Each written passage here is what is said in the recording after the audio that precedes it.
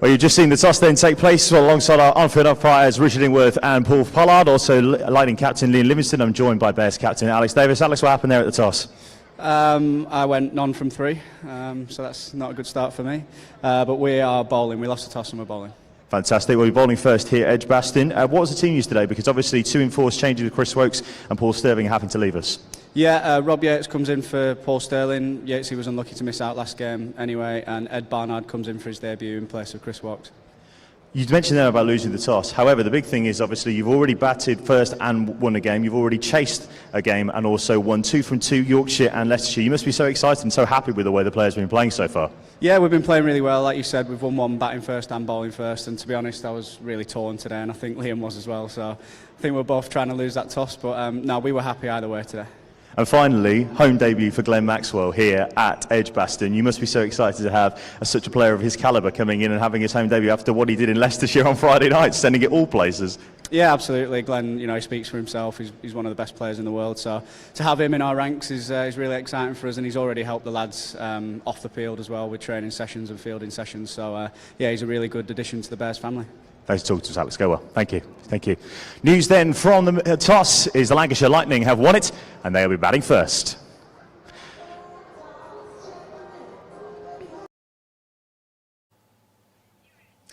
So there we go. Lancashire win the toss. They're batting first. Darren, batting first on that surface. I mean, how much of an advantage is it? You've scored tons of runs on this pitch. I bet you love batting first when you got a chance to on Edgbaston. Absolutely. I was a big fan of getting runs on the board, and put pressure, scoreboard pressure onto the team batting second. So 2 powerful batting lineups. So I don't think the Bears will be too disappointed knowing what they have to chase in the second innings. And the kind of players that they've got, I mean, there's plenty of chasing power there. The batting performances from the Bears so far this season have been extraordinary.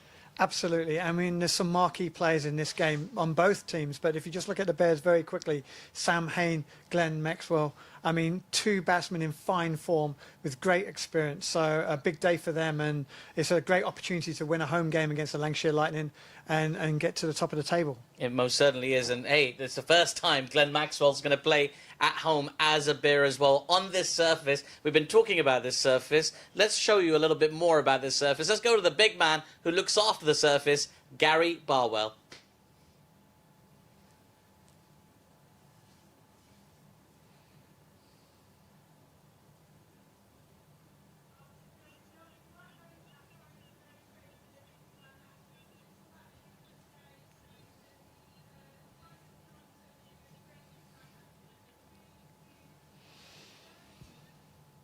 My apologies to Gary. We're going to come back to him a little bit later because the game is about to start. Let's get out there and find out exactly how things are going. Very, very soon you're going to hear the soothing sounds of Mr. Adam Bridge.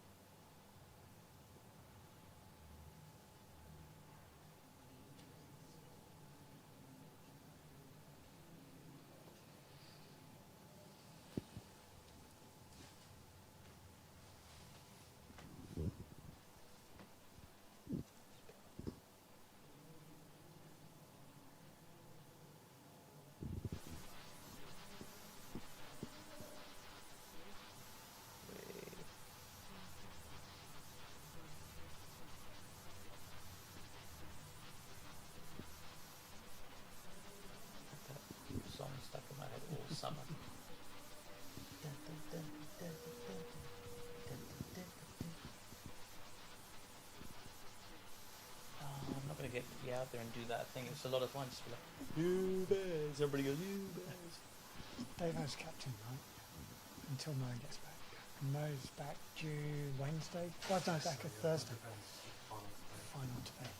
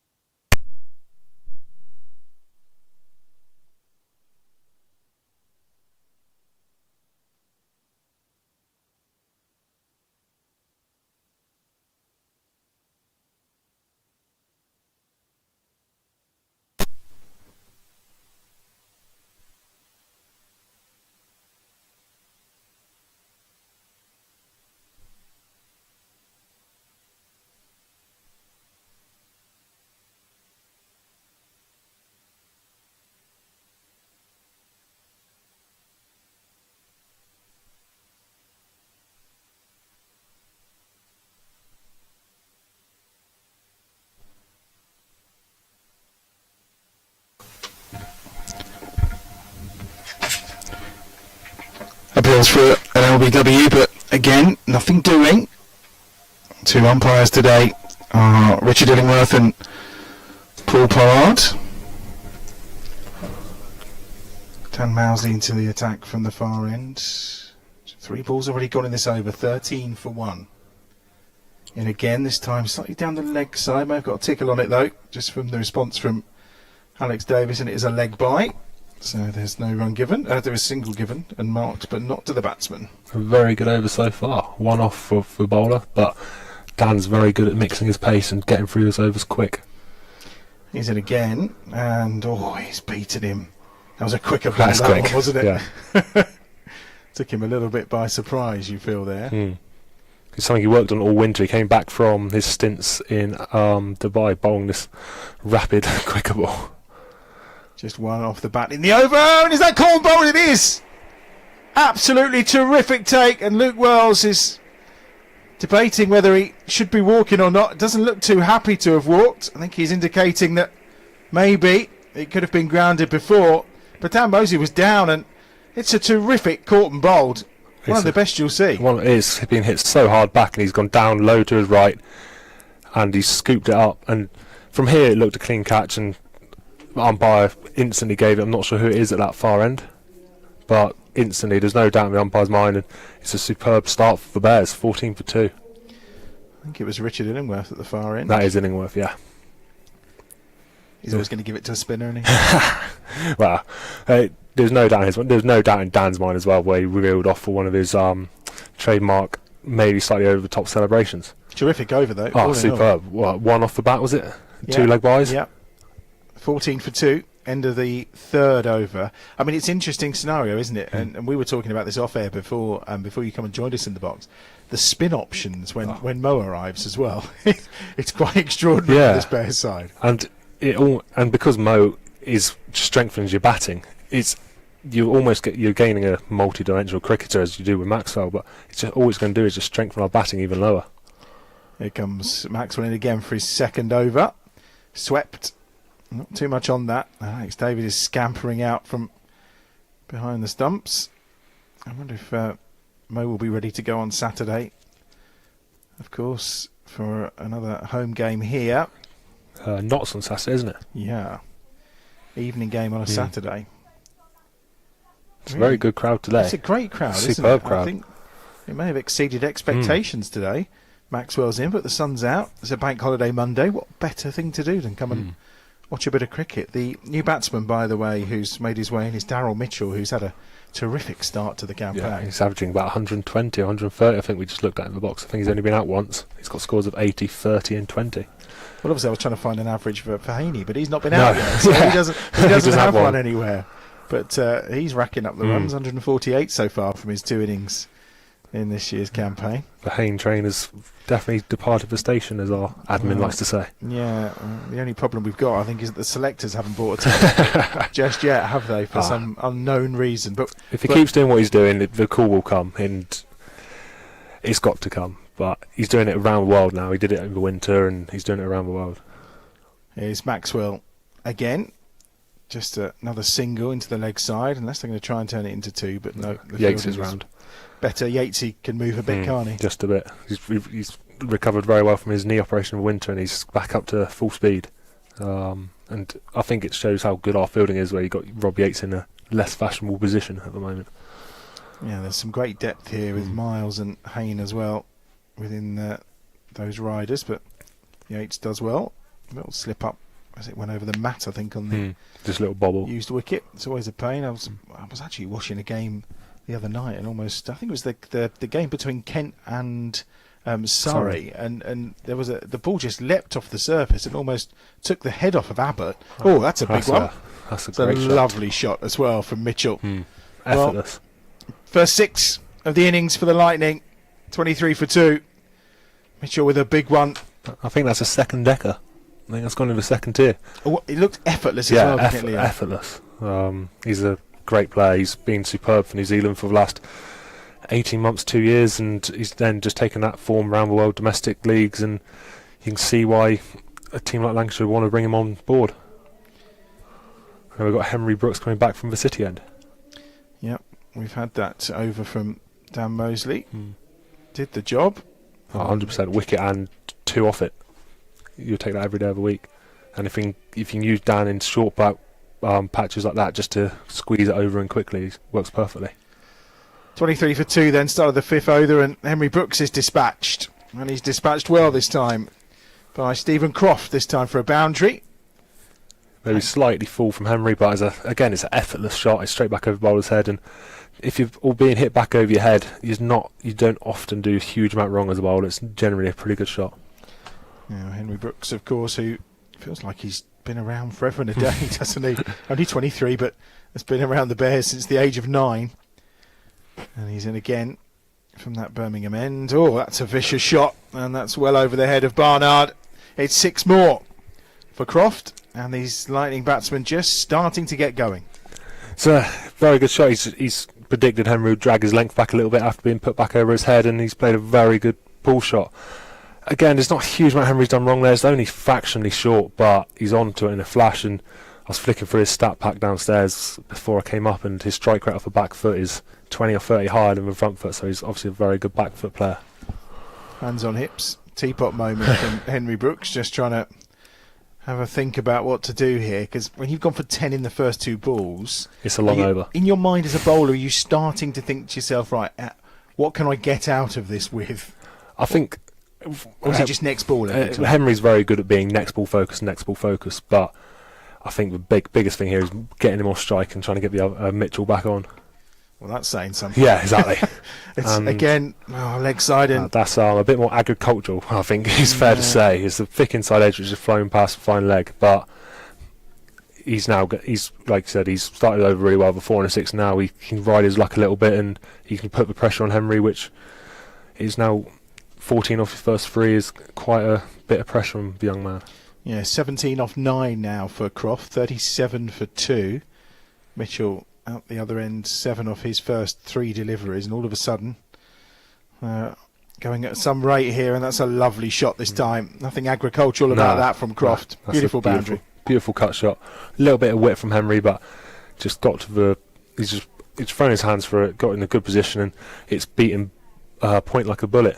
We need to pull this over back a little bit here. What is it? It's 18 off 4. So Henry just needs to find a way to get a single. Just a dot. A dot would be great, but just a single, just to calm it down a little bit, just to take the pressure off him. Here comes Henry. Plenty to try and do here. Croft facing again, and this one's a better ball, slower ball from Henry Brooks, and it's cut away, but only into the arms of Danny Briggs, and there's no run. Takes a lot of bottle for Henry to bowl at in this situation. Gone for 4 boundaries in the power play, 2 men out, to back his skills and bowl a back of hand slow ball like that. Takes a lot of bottle and well executed. It's good to see Dan Mosley just down here kind of practising his bowling game. Well, maybe it should have been a second over from me, skipper. It's Brooks again. Last ball of the over. What can he get out with? Another slower ball. Fuller and Croft. There's a chance of a run out here. Oh, and he's missed the stumps at the bowler's end. May have been tight. Just a single off the last ball. Croft on to 22. 42 for 2 then at the end of 5 overs. And what looked like it was going to be a fairly weak power play from the Lightning has just suddenly got itself some momentum. Yeah, it's a really good over there for the Lightning. But also from Henry, really good just mental skill to actually pull that over back and only go for 1 off the last 2 balls. It's tough as a bowler when you've been going around the park in your first few, so really good head on his shoulders there. But like I said, it's just brought Lancashire right back, and it's probably an even power play so far now. You're saying on a used pitch, big boundaries, what are they going at, 8.5, so it's probably a pretty even power play. And it is going to be Dan Mosley back into the attack from the pavilion end.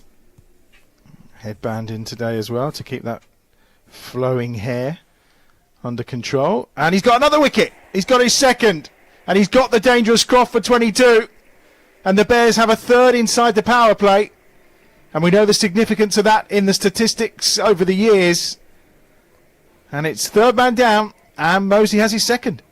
Really good bit of bowling there by Dan. Croft has just backed away to the leg side, try and give himself some room. He's followed him with a quicker ball, and all he could do was paddle it around the corner straight to, I think, Henry Brooks, was it? Looks like it.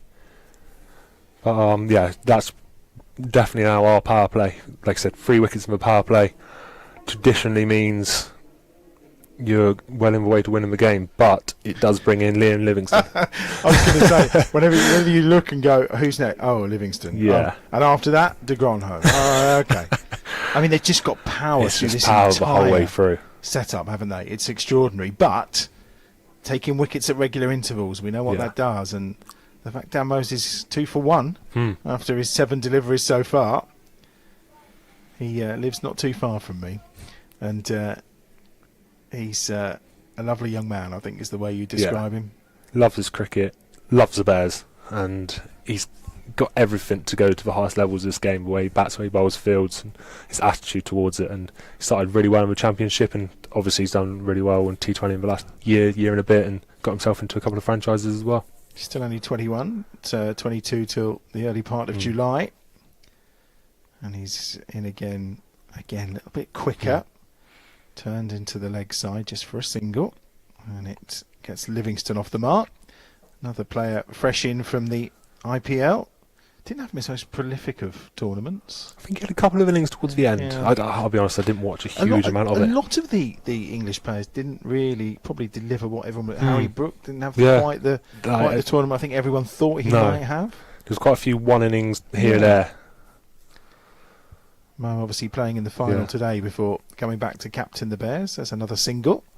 Worked into the leg side. Mitchell, apart from that 1-6, just accumulating up a couple of singles to go with it. He's on 8. 44 for 3. 3 balls left in the power play. Mosley again, driven down the ground.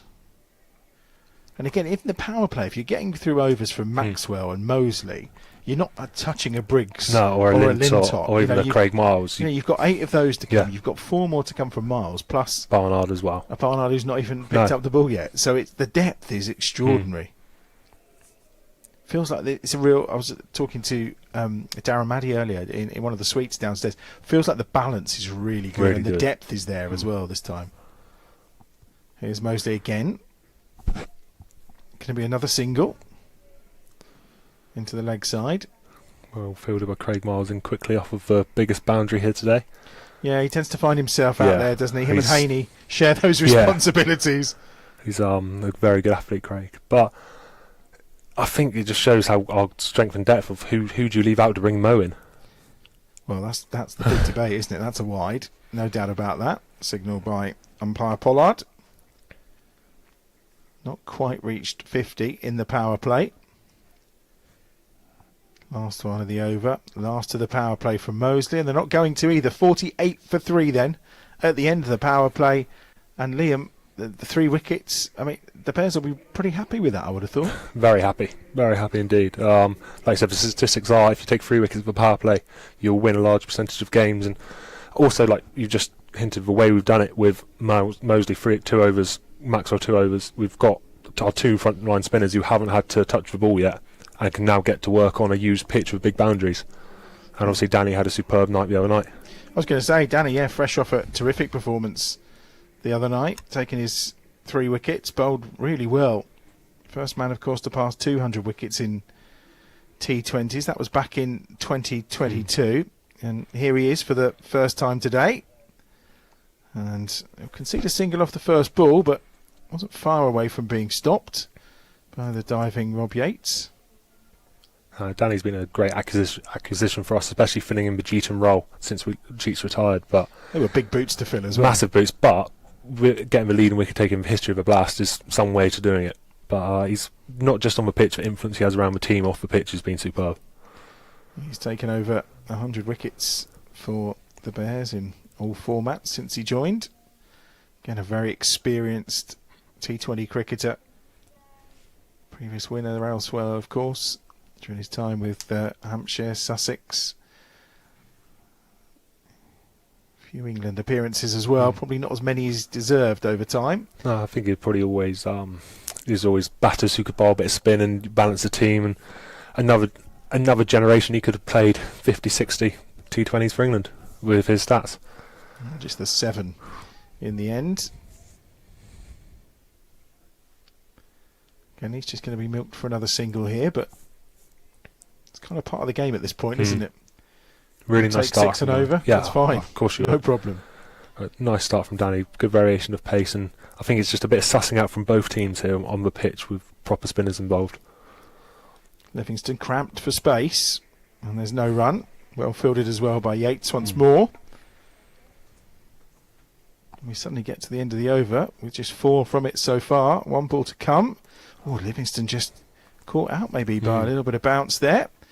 And it's just going to be 1. Liam's going to leave us. Thank you. We'll speak to you a little bit later. Thanks to Liam Norwell for a first stint up here in the commentary box on Bears Den TV.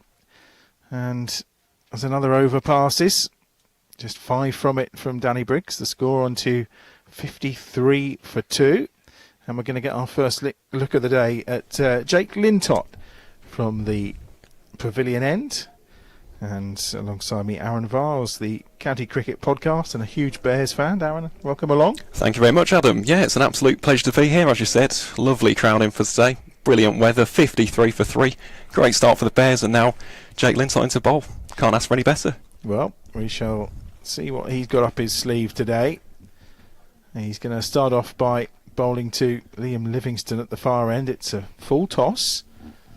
Did a full toss on Friday night against Leicester that found its way into the stands, I think, Certainly first did. of all, wasn't it? It was an almighty shot that ended up on the road, I think. Over at, I have to call it Grace Road. I can't be doing Yeah, it, on the calling same. it any other silly name.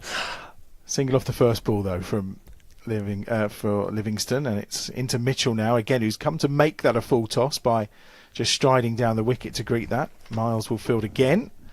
Another one to the total. So you're a lifelong Bears fan, Absolutely. but also a County Cricket Podcast creator. Indeed, yeah. Cover all 18 counties. No competition like it in the entire world. That's a very nice shot down the ground. Right Yes. there from Livingston. He's only going to get 1 for it, though, as Glenn Maxwell will field. Just a single. I mean, I've got to ask, Adam, what have you made to Jake Lintott's start to the season? Because we think back to 2022. Bears' leading wicket taker was brilliant in this competition, but he's been a bit shaky so far, hasn't he? Yeah, but I was hoping that he'd find a little bit of form when he was playing for the second 11 in some of those T20 games, just to get him into a bit of rhythm, because it feels like it's all about rhythm. Well, he's been dispatched again here. That's certainly a rhythmic shot from Mitchell. 6 runs, just effortless. The second time he's done that, just no kind of swipe or power behind it. Literally just timing, and just looks so casual as he hits another huge 6. It's incredibly smooth, isn't he? Daryl Mitchell, I'd describe him as aesthetically pleasing. Of course, he has played club cricket here in England for the mighty Blackpool. I do have to call them the mighty Blackpool because my girlfriend is from that neck of the woods. Shout out to Paige. But yeah, he looks in very, very good touch. Yeah, he certainly does. He's had a really good start to this Blast campaign. He's on to 18 here from 10 deliveries, 12 of those coming from 2 lusty blows that we've seen so far. 62 for 3. Final ball of the 8th over to come. What can Lintott get out with here? A dot ball would be good. Oh, he's gone big this time. This time he may This be could be caught. And he is out. And it's a good catch. And you can't keep that man out the game. Dan Mosley takes the catch.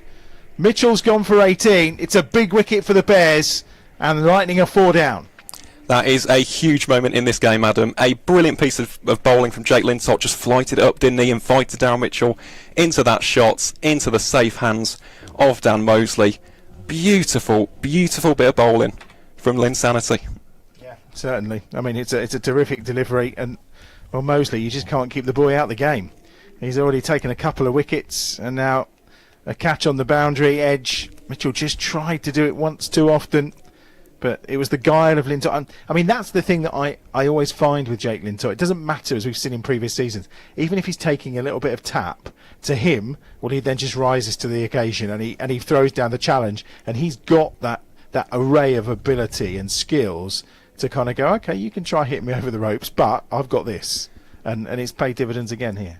It certainly has. And what a valuable asset Jake Lintott is to the Bears. A fantastic addition. Came in 2020. Had a fantastic story as well, didn't he? Yep. Coming from being the head of cricket at Queen's College in Taunton. This incredible rise to superstardom, basically. And yeah, here is his partner in crime, Danny Briggs. Yeah, great pairing, these two, as Livingston just plays that one back. And there's no run. I mean, to sign your first pro deal at 27, you probably at various points in your 20s thinking this is just not happening, is it? It's not happening for me as a pro cricketer. And then out of nowhere, he's burst onto the scene. Very, very Mika Richards-like when he burst onto the scene for Man City in a footballing sense. You could say Lintot's done a similar thing. Well, he certainly has, and again, these two have just formed a phenomenal tandem, haven't they? A bit like Hartley and Parkinson for Lancashire. You just cannot get these guys away, and at the crease now, Colin de Grandon, a man who will be very, very familiar to fans of this great club, struck at 170 during his time for the Bears. Yeah, when he's on strike, he knows his way around Edgbaston, that's for sure. I think he's smacked it to every corner.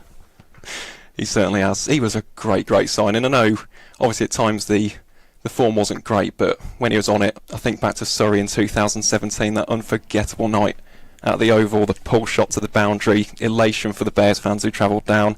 He did have some great times in a Bears shirt, and yeah, hopefully we'll be hoping as I suppose, supporters of the Bears today, he won't get too many. Well, he's off the mark for the first time, and Briggs will field at the far end. It's a decent over this, 64 for 4. Briggs only gone for 7 from his first 11 deliveries. So again, he'll be looking to get out of this one with without a boundary. Livingston will just take a single. 65 for 4 then from 9 overs. Danny Briggs 2 overs for 8, and the Bears will feel like just at this point they're just putting the squeeze on this Lancashire side. I would agree, Adam. I think Warwickshire, or the Bears as we're known in T20 cricket, would be slight favourites at the moment, or you'd say slightly on top in this particular innings, but you've got Liam Livingston at the crease. This is a man who has scored 36.85% of his entire T20 runs with sixes. So he's a very, very destructive player. He can demolish any bowling lineup in the entire planet, and yeah, we're just going to have to wait and see what he can do today. If he can get going, the Lancashire fans will be absolutely elated. I've got no doubt about that. Here comes Lintott again for his second over from this pavilion end in the sunshine. Had a rapidly increasing crowd pulling into Edgbaston with very little to do this Monday afternoon. And the Bears in good form, and a Lancashire side in town with an array of superstars who themselves have been going very well with comfortable wins against the three sides from the East Midlands, Notts, Leicester and Derby. We know today probably a sterner challenge. Oh, it's a beauty. That's a lovely bit of bowling, isn't it, from Lintott? Again, flighting it up, inviting the shot there from Colin de Grandon, who, to be honest, isn't going to take his wicket line down, is he? He's going to play one way today. 4s and 6s. I don't think he had a clue what was going on there, to be fair. The way he just prodded himself out. It was a delight. We were right behind the arm of Lintott for that. It's absolute beautiful ball. And he's got him. Set him up with the first. Gets him with the next. Lintott away on that familiar charge and the punch of the air. And Colin de Grandon, well, he can strike at around 180 if he wants to here. He's not doing it today. He's gone for 1. And it's 66 for 5. And what a great day so far for the Bears. It certainly is, Adam. And a great stat is Jake Lintott's 50th wicket for the Bears. So a great, great achievement for Jake Lintott. We've mentioned how incredible his rise to this position in the Bears team has been. And to get to 50, that's a fantastic milestone, a great achievement. Congratulations to Mr. Lintott. Yeah, it certainly is. And, well, the batting does continue because George Bell's no mug with the bat. He certainly isn't, no. He's a very good young talent, isn't he? He will be keeping wicket later. He'll join Livingston, 66 for 5. So Livingston's still the danger man there. He's got 11 so far, but not quite going at a run of ball so far, Liam Livingston. So again, another one who is going to have to hold this innings together. And probably in a similar vein to how Sam Hain kind of dragged the Bears to over 200 last Saturday here. In that game against Yorkshire, you're going to need something fairly similar here from Livingston, aren't you, if they're going to get any kind of total? I mean, the wicket looks like it's taking spin nicely. It certainly is, but then again, that suits Lancashire, doesn't it? Matt Parkinson, he's got a great record against the Bears. You've got Tom Hartley as well. It's going to be an interesting contest, this, Adam. Lintott, again, brings a full shot from Bell off the inside edge. Just goes for a single. 67 for 5.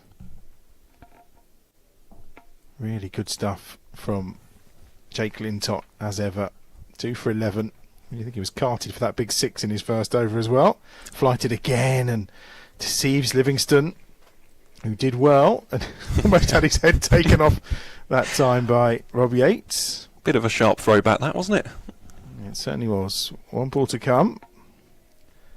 At the end of what will be the 10th over, will be at the midway point. And Lancashire will probably be 20 or so runs light of where they'd want to be, and certainly have lost a couple more wickets than they would like to have done. Last ball of the 10th from Lintott then. It's turned into the leg side. He's going to field that himself. It's just going to be 1. And with 10 overs gone, the score moves on to 68 for 5.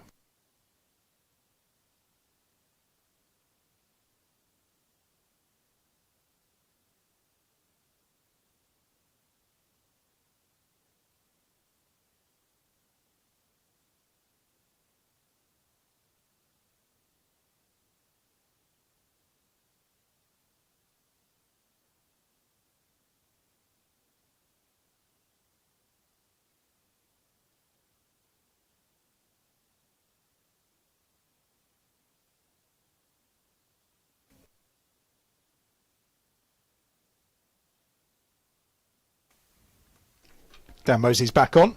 At the far end, he's bowled him! What a beauty! Livingston's gone for 12. And Dan Mosley's got his 3rd of the innings.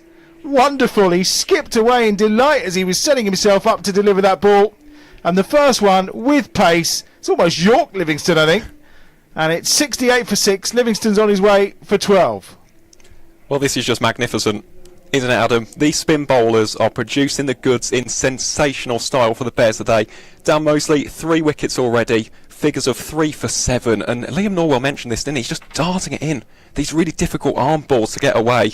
And so far, Lancashire County Cricket Club have got no answers, have they? In comes Tom Hartley, though, a man who, as Bears fans will know, does have quite the good record against this club. Scored 19 out from just 9 balls at Old Trafford last year. He can give the ball a mighty whack, can Tom Hartley. So again, they're not out of this, the Lightning. They've got a lot of strength in depth. George Bell as well, on his T20 debut for Lancs at Stanley Park in Blackpool, scored 30 odd.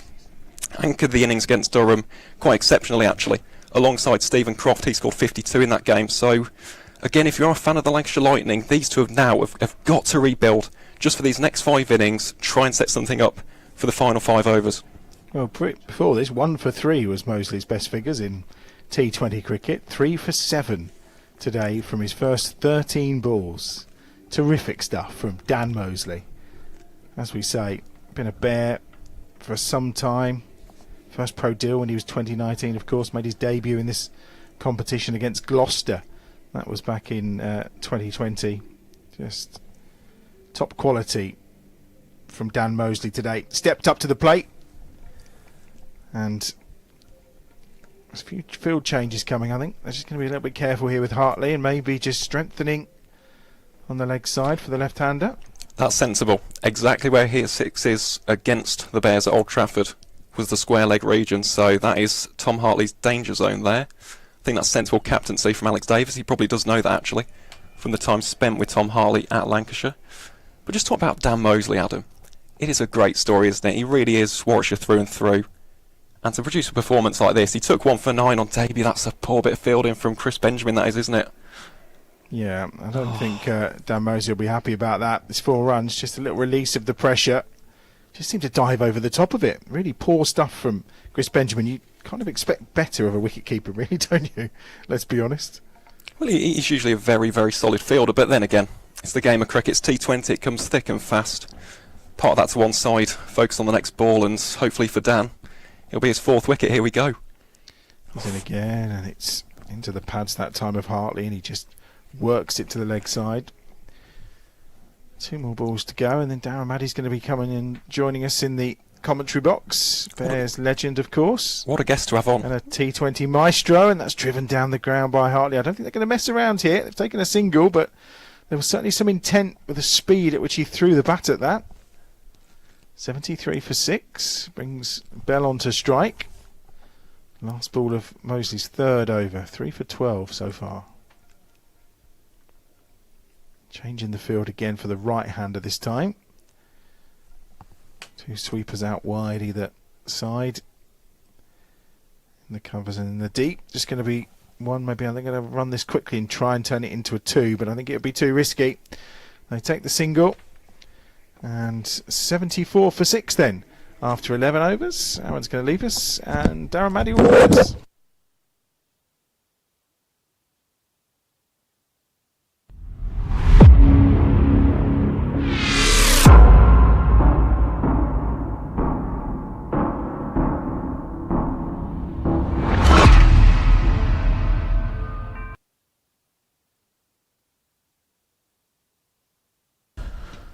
Lintott to continue then from the pavilion end, 74 for 6, and the Bears legend Darren Maddy has joined us. Wow. I mean, what a performance from the spinners so far. What a brilliant start from the Bears. That's clubbed away into the offside just for a single by Bell. And what's been noticeable on this used pitch, we've had 5 bowlers and 4 of them have all been spin. So we've definitely got the edge over the Lightning at the moment, but they've got some fine spinners themselves. So every run is vital in this competition. Yeah, without a doubt. Alex Davies just making some tweaks to the field. Obviously for the left-handed Hartley, who's on strike. And Lintott as well. I mean, that dismissal of de Grandhomme was an absolute beauty. In again, swept too high, just over the top that time of who else but Dan Mosley, who's out on the boundary. That would have been some take. That would have been a great catch. Just give me the man of the match award now if he'd taken that one. I've just been watching him warm up. Actually, there was in front of the pavilion here with Glenn Maxwell. They were practicing these type of catches where you over your head and you pull it back and go out over the boundary and then come back in to catch the ball.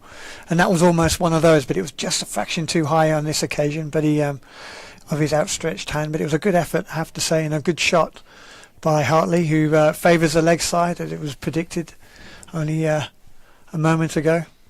81 for 6 then. In the 12th over, Lintott again just waits for it. That's it. Gripped and cut away. Slightly slower ball that time. His variation's great, isn't it, Lintott? To have a left-arm leg spinner in your team is invaluable, as you say. I mean, they can go for runs, but also they can take wickets, and that's because we don't face very many of them as batters, around the world. So left-arm spin, Chinaman bowling are priceless. Cut away for another single by Bell. These two just accumulating singles right now. 84 for 6. Now, 83 for 6, Bell onto 4.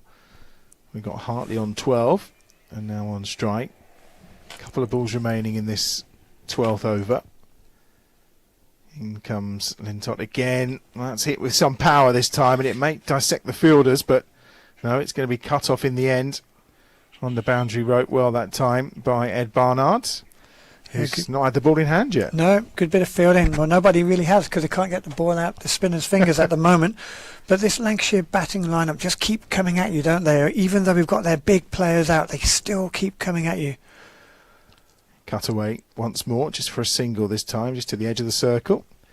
And that brings around the end of over number 12.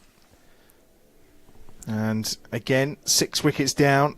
I mean, if you were out there now as a Lightning batsman, this is the right policy, just trying to milk it and just trying to rebuild. It's a modern way, I think, to keep going and keep attacking. The old traditional way that when I first started playing this format of the game was to be trying still get as many as you can.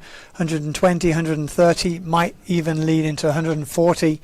And then you've got a score that you might be able to defend if you get some early wickets as well. But the way they play now, the modern day batsmen, they keep coming at you, they keep putting you under pressure, so that 140 would definitely be on the cards for Lancashire at the moment. 102, the lowest they've scored against the Bears. That was in 2018 in the 19 overs here. So I think they're probably going to get past that. But how much they can set. What's your reading of the wicket? As you say, the spinners have done a lot of the work and the damage. It's going to be, what in terms of a total, what would we think is a reasonable score? Well, I mean, from this position now, I certainly wouldn't want Lancashire to get more than 140, that's for sure. But I'm not over familiar with the lower order of the Lancashire batter. They do bat all the way down. Hartley and Bell are very dangerous players, as we know.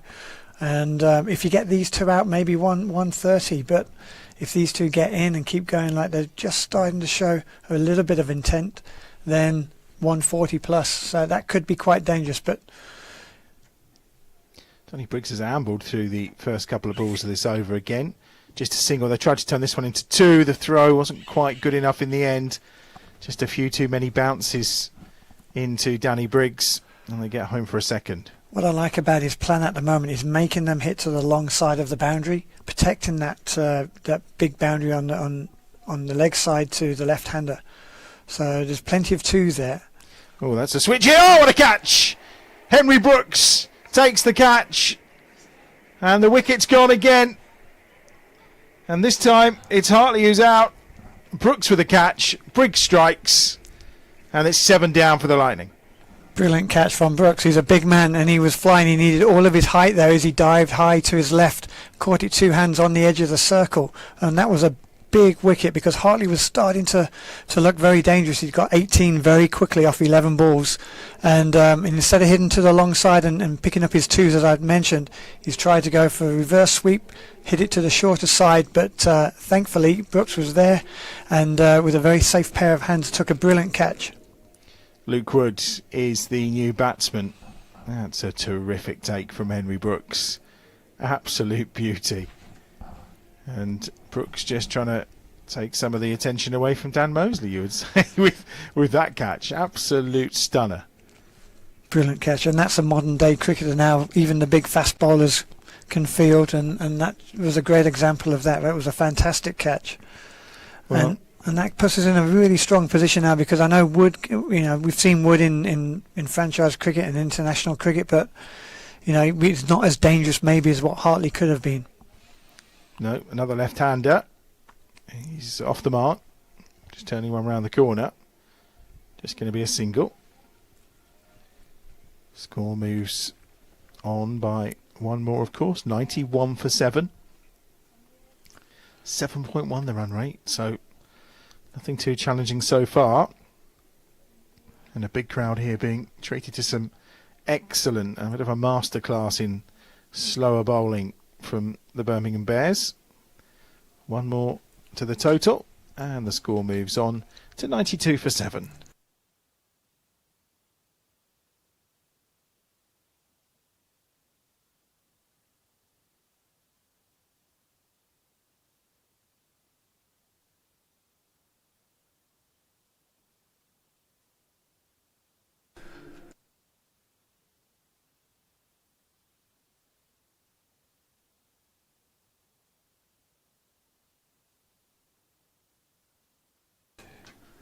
Glenn Maxwell, the big show, back into the attack then.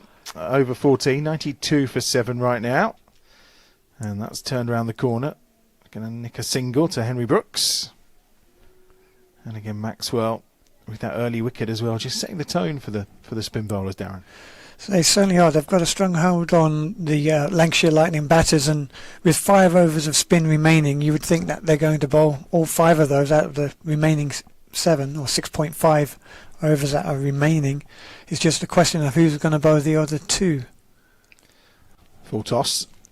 Maxwell looks to the heavens because I think he thought that was just going to sneak under the bat maybe. Didn't get much on it. Inside edge. Just a single. I mean, I know this is a used wicket as we're talking about, but it is a hybrid pitch and they generally do last longer, so you can't imagine that there's too much in the pitch. I was going to say, when it had 80 overs last Saturday, but again, because they're hybrids, last season they were using them maybe 5-6 times. That's right, they do. They can. I wouldn't be surprised if this is played on another 2 or 3 times later in the tournament. But it's not really spun. It's just been some very fine bowling. Maxwell in again, scooped into the leg side. Again, just going to be 1. Well fielded by Mosley. Score moves on to 96 for 7. Wood is on to 3. Wood seems to prefer shoveling it to the leg side. Doesn't look like he's going to hurt you just yet, but he's just getting in. 3 off 3.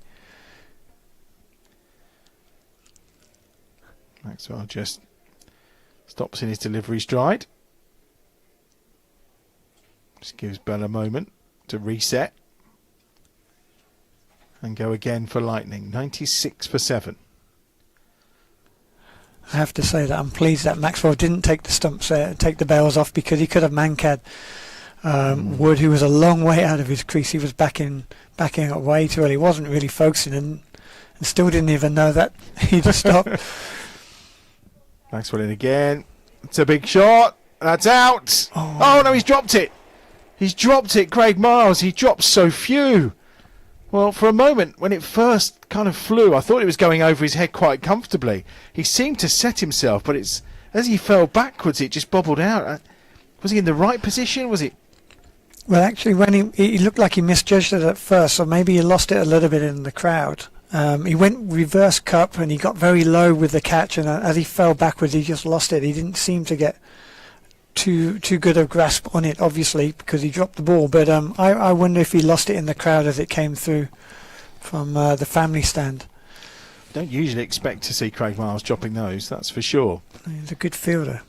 97 for 7 then. We're into over number 15. And once more, it's Danny Briggs from the far end. 98 for 7 now as Bell adds a single. Moves into double figures up to 10. So they're approaching that lowest score they've managed here of 102 against the Bears. But again, at the moment, I think 140 is a long way off for this Lancashire tail. And that's another one gone. Oh, what a catch with the outstretched left hand. That's a superb take. And it's another one gone. And this time it's Wood who's out for 3. And the quality of the fielding, forget Miles's drop, but the rest of it has been quite outstanding. And it's 98 for 8. That was an incredible catch, low down to his left, one-handed diving. I'm not going to say quite full stretch, but he was diving to his left, and that was absolutely brilliant. And polar opposite to what we've just seen only 2 balls before, when Miles dropped in comparison an absolute sitter on the boundary. But that was a great wicket again, and we said 130. Well, I can't see how Lancashire are even going to get 120. Yeah, it was a super catch. I think was it Yates potentially? I think who caught that. I think Yates was in that position. 98 for 8 then. Well, they're going to struggle to get through their 20 overs here, Darren, aren't they? I mean, let's be honest. Well, since I've been on comms, we've got plenty of wickets, so it's been a good little passage of play for the Bears. It has. I think I'm going to let you go in 4 balls time, because otherwise you're not going to make it back to the studio in time for the end of the innings, which I think is going to be imminent here. Briggs has his second wicket, 2 for 15. I mean, not dissimilar to the figures he delivered on Friday night so far. 4 balls to come in the over. Obviously, he picked up 3 wickets. It was 3 for 15 on Friday against Leicestershire. And Danny Briggs has started this campaign very well. Back from, of course, a little injury at the start. Oh, he's got him again. He's got his 3rd. And now he has his 3 for 15. And Danny Briggs and the Bears on fire here in the sunshine at Edgbaston. It's 9 down. Well, it's been a fantastic display of spin bowling. I mean, it's real stranglehold on the Lancashire batsmen. They don't know what to do. They try and be defensive. They chip the ball up. They try and be a little bit more attacking. They get caught out. And then this time he's just yorked himself as he ran down the pitch and got clean bowled. So a brilliant piece of bowling by Briggs, and in fact by all of the the Birmingham Bear spin bowlers today. Matt Parkinson is the last man to arrive as we get a replay of that from Briggs. I mean, Mahmood, well, he was just trying to do something with it, I think, but he's gone. There are still 2 balls left in this 15th over. The run rate now dropping down to 6.7, 98 for 9. And all of a sudden, my confidence that 102 score they achieved in 2018 wasn't going to be lowered. Well, if we could get them out for less than 100, wow. That would be fantastic. I mean, we said earlier when we were talking in the suite downstairs that the Bears have got such a balanced team, and they've got a handful of seam bowlers who have not even bowled today, and it just shows you they've got an attack for all occasions and all wickets. Briggs in again. He got it! And he's going to be on a hat-trick next time out. They're gone for 98. Darren's going to run off, head next door to join you on Bears Den TV in a moment. But 98 all out. Danny Briggs gets his 3rd wicket in the over. His 4th of the innings. What a performance from the Birmingham Bears. A terrific performance from Danny Briggs as well. I mean, it's not quite his best, which was 5 for 19, but it's another 4-wicket haul for him after the 3 he took on Friday night as well. And no wonder there's high fives all round 98 all out for Lancashire, and they haven't even managed to get through 15 overs. Top of the table, as we mentioned, flying with 3 wins out of 3, and yet we find ourselves in a scenario where they've been bowled out inside 15 overs here. 98 for 9. Looking through the scorecard, Stephen Crofts 22 seemed a long time ago. Mitchell with 18, those couple of big lusty blows for 6. Livingston with 12. Aside from that, the 18 from Hartley and the 10 not out from Bell. It's a sorry tale. It's 98 all out, wickets wise and bowling wise. Henry Brooks 2 overs, no maiden, number 26. Glenn Maxwell 3 overs, no maiden, 1 for 19. Dan Mosley 3 overs, no maiden, 3 for 13. Danny Briggs 3.5 overs, no maidens, 4 for 15. And Jake Lintott 3 overs, no maidens, 2 for 24. What a performance from the spinners. All 10 wickets, terrific catching, terrific fielding, and they'll be chasing 99 for victory when we return.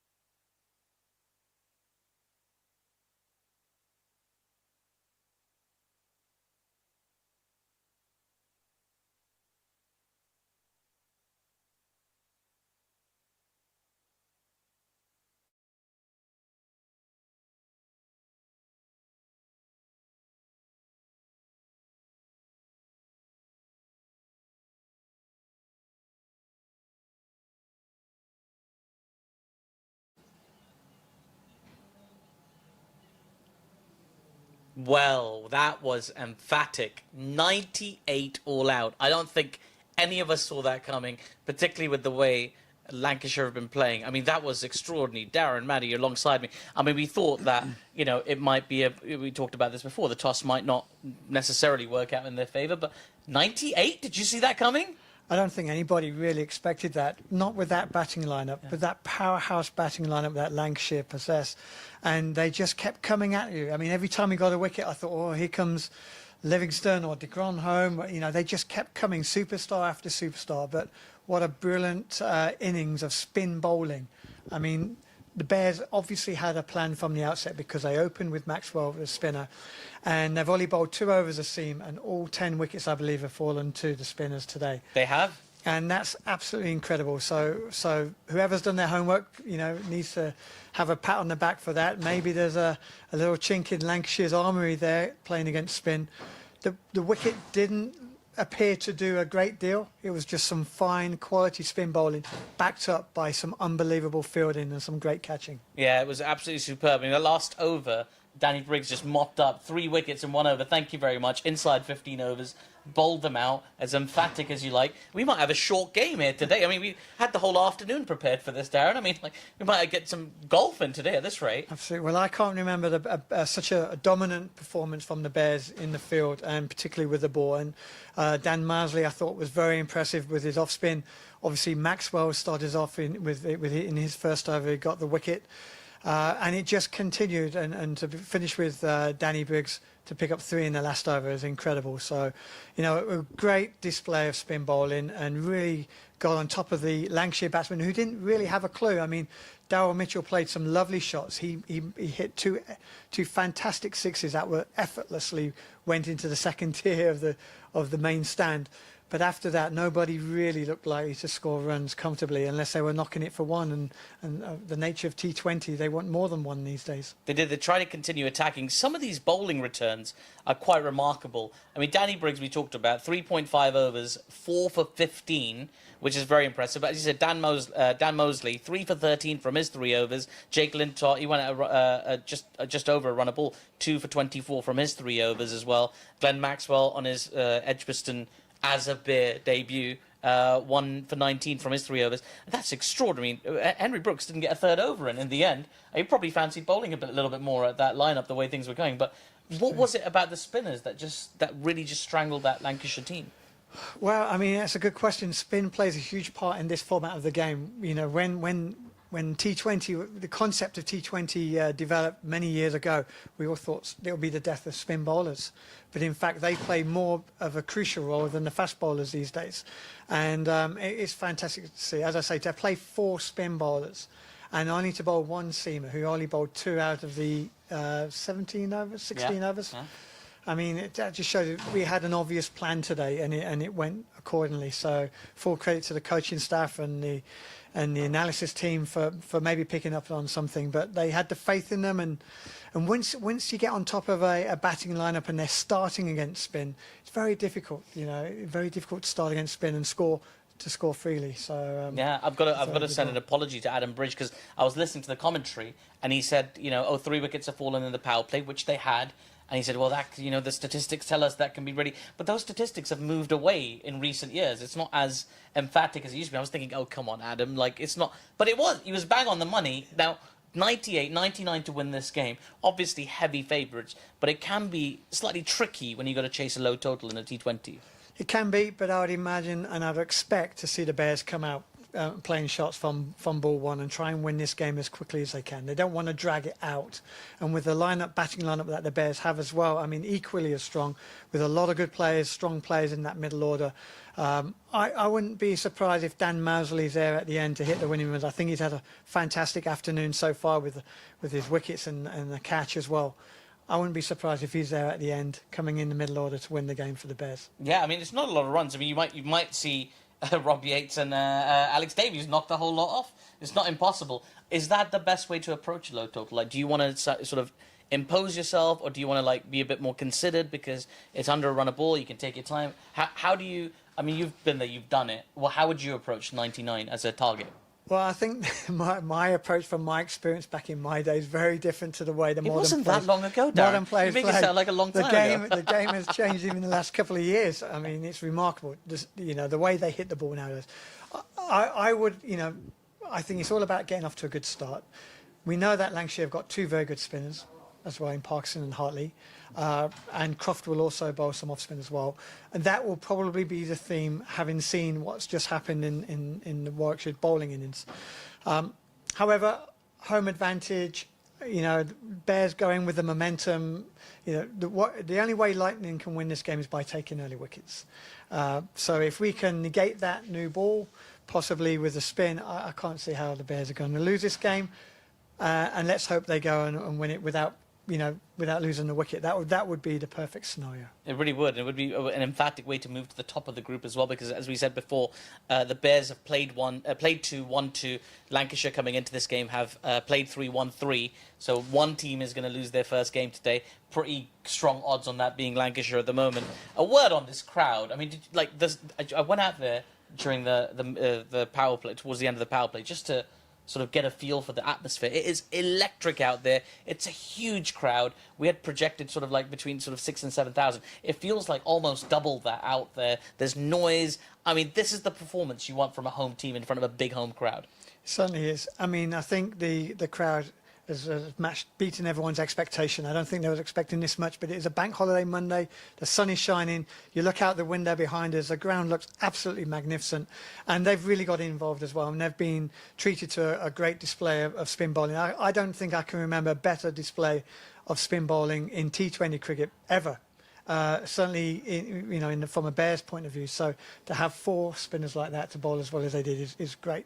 And it sends a message as well, because Lancashire are playing. They're a good team, as we said. They're a star-studded team with a lot of great players, marquee players, and to go through that batting order like they've done sends a message out now. I think that's a warning to the rest of the league, and let's just hope that the Bears can finish it off in the way they've performed today. Yeah, I mean, I can imagine that nobody's celebrating just yet. They know there's still a job to be done, as you say. You mentioned a little bit about, you were talking off air actually about the wicket, the sort of hybrid wicket with the plastic fibres in there. Did that play a part, do you think, for the spinners? Did that give them a little something? Well, a traditional wicket was being used, I think, last week. I think there was 80 overs bowled on it last week in the opening day of the tournament. That might have played a part, but with these new synthetic wickets, it's like they've got this plastic stitching that keeps the wicket together. I can't see how it really played too much of a part, and it didn't look like there was any excessive spin.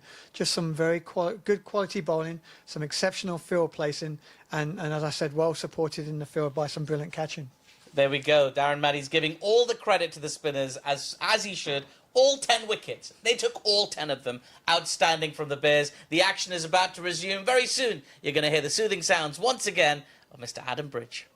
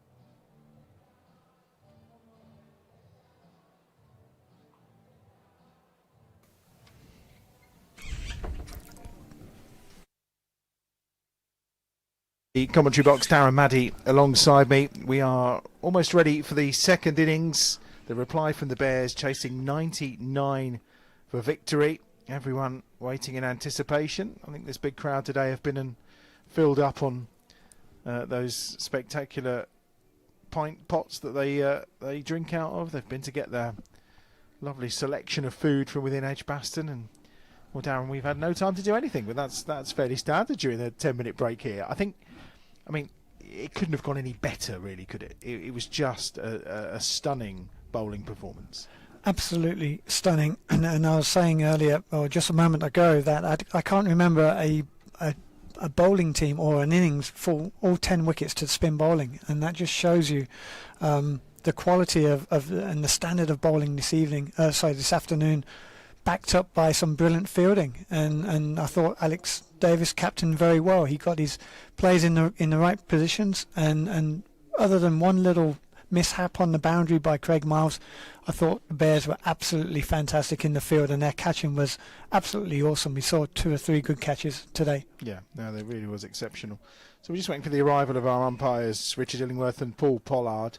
What's the mentality when you are chasing a total like this? Because obviously what we have seen in recent years is net run rate and everything in these tight groups can come into play. Are you just trying to get it done as quickly as you can, or do you sit and go, right, we've got 20 overs to score 100 runs, let's go? I think they'll try and get it over as quickly as they can, because obviously we're very aware that Lancashire have 2 or 3 good spin bowlers themselves, and they'll probably try and take the same pattern as what the Bears had done with bowling 4 spin bowlers. So I wouldn't be surprised if we see spin early. From a Birmingham Bears point of view, we want to get this game over with early and get the game winning 10 overs. And as I mentioned just a few moments ago, I wouldn't be surprised if Dan Mosley was there at the end hitting the winning runs. I think he's had a super day. He's bowled well, fielded well, and it just top off a great day for him. Sometimes it is just your day, isn't it? When everything's going right, you've got that Midas touch. And in this format of the game, 1 over, 1 ball can change the whole momentum of the game and the outcome of the game. So, he played a crucial role there. We started off well with Glenn Maxwell, who obviously bowled the second over of the day with the spin and got the first wicket. But Mousley backed him up and took 2 very quick wickets in his early spell, and that really put them on the back foot. And the Lancashire Lightning, they're a good team. They've got a star-studded batting lineup. And to go through them and bowl them out for under 100 sends a huge message throughout the league, I would say. Liam Livingstone has led his Lightning side out onto the square here at Edgbaston, and it's going to be Luke Wood who's going to get things underway from the Birmingham end, and it's going to be Rob Yates who's going to face the first ball. He and Alex Davis, the opening pair, of course. Paul Sterling off on international duty with Ireland, and that's why there's no Chris Wokes today. He's gone off to join the England Test squad, obviously, with that test against Ireland coming on Thursday down at Lord's. So no Wokes, no Sterling today. But of course, Yates is one of the two changes coming into the starting 11. And Luke Wood, terrific pace from this man from the Birmingham end. And first up, that's a rapid delivery outside the off stump, which Yates is happy to leave. It was just a hint of swing as well, more importantly. And I think they'll come hard at the Bears at the start with two international bowlers in Mahmood and Wood. Both have pace, and if Wood can swing the ball, he could pose a little bit of a threat to the opening batters. But I wouldn't be surprised if the spin come on within the power play today. Yeah, he's a sought after talent, Luke Wood, in terms of the franchise cricket that's going on around the world, isn't he? He certainly is. I mean, to bowl 90 mile an hour and swing the ball like we've just seen there. I mean, that's a valuable asset to any team. Yates remains on strike, and that one is edged and dropped at second slip. Well, Wood's got the movement and the pace he wanted, but he's been put down this time by Luke Wells at second slip. And, well, the other Luke Wood, not happy. And that's exactly what we're saying. That's a threat that he has of a little bit of swing there. He got Rob Yates there driving outside the off stump. It was a tough chance. It was a sharp chance. It was above second slip's head, but he should have possibly caught that. And that might be the difference between the two teams. The catching today. Well, he's now gone to a kind of short third man actually at the edge of the circle, so a little deeper. No surprise the way that one rattled through from Wood. Probably more in line with where a third or fourth slip would actually be. But one of those catching positions in T20 that's fairly unique. But if you're delivering at the kind of pace Wood is, and off this kind of surface, it's no surprise. Well, obviously they've played against Davis for some time now. They would know him well, so maybe it might be a ploy for him, knowing that he runs the ball down to third man. That could be a valuable catching position to be in. Yeah, from the Lancs Academy, of course. That's a full toss that's just angled away almost evasively by Alex Davis. He's off the mark, bears onto 2, and it brings Yates back onto strike. So he was a academy man, of course. Signed his first deal back in 2013, then joined the Bears in 2022, and he's been a good addition to this group, hasn't he? It wasn't a spectacular season last season in this format of the game, was it? But he does a good job. He's a very good cricketer. Wicket-keeper batsman who can open the batting. He's got a very wise head on him, on his shoulders to give him the captaincy. Wood in again, and he's got Yates reaching for that outside the off stump. A lot of foot movement there from Rob Yates, almost off balance as well, and there's no run again. Yeah, he's like you say, he did captain incredibly well earlier, didn't he? Yeah, I was very impressed. Cricketer. Yeah, very impressed. In Moeen's absence, and hopefully Moeen will be back for the next game later in the week. But he's done a very good job so far, and I'm sure he will want to be there at the end to see his team home. And of course, got 100 against Lancashire in the county championship as well, having made that move. Law of the X and all of that. It's Wood, that's up in the air, and it's just going to drop safe. And Yates just struggling at this moment in time to deal with the pace and the movement of the left arm of Luke Wood. It's been a good first over. He's posed some good questions to the left-handed batter. That time he just straightened his line a little bit, and it looked like it might have hit him on the pad, maybe going down the leg side. There was no appeal, so obviously they weren't interested in the LBW.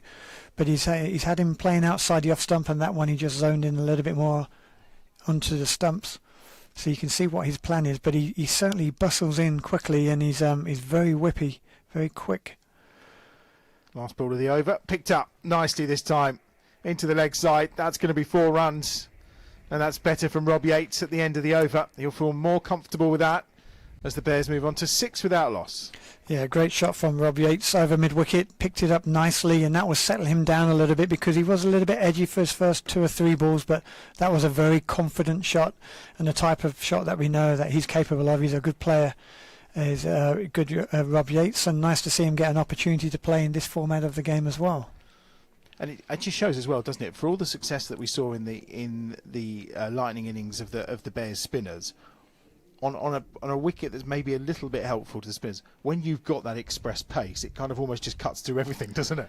It does. I mean, and that's the difference now in franchise cricket and one-day cricket. You either want to be bowling rapid 90 mile an hour or take the pace right off and get your spinners on early. So, they do have the the balance to be able to do both. But they're going with Saqib Mahmood to open the bowling.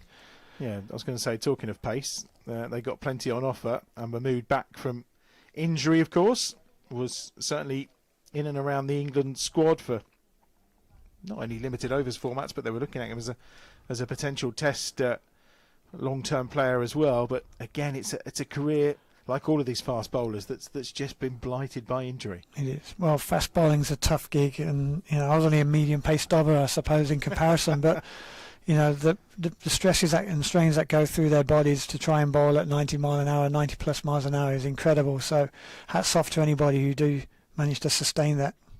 Oh, that's a good ball as well from Mahmood. Again, Yates is playing inside it. Really nice delivery.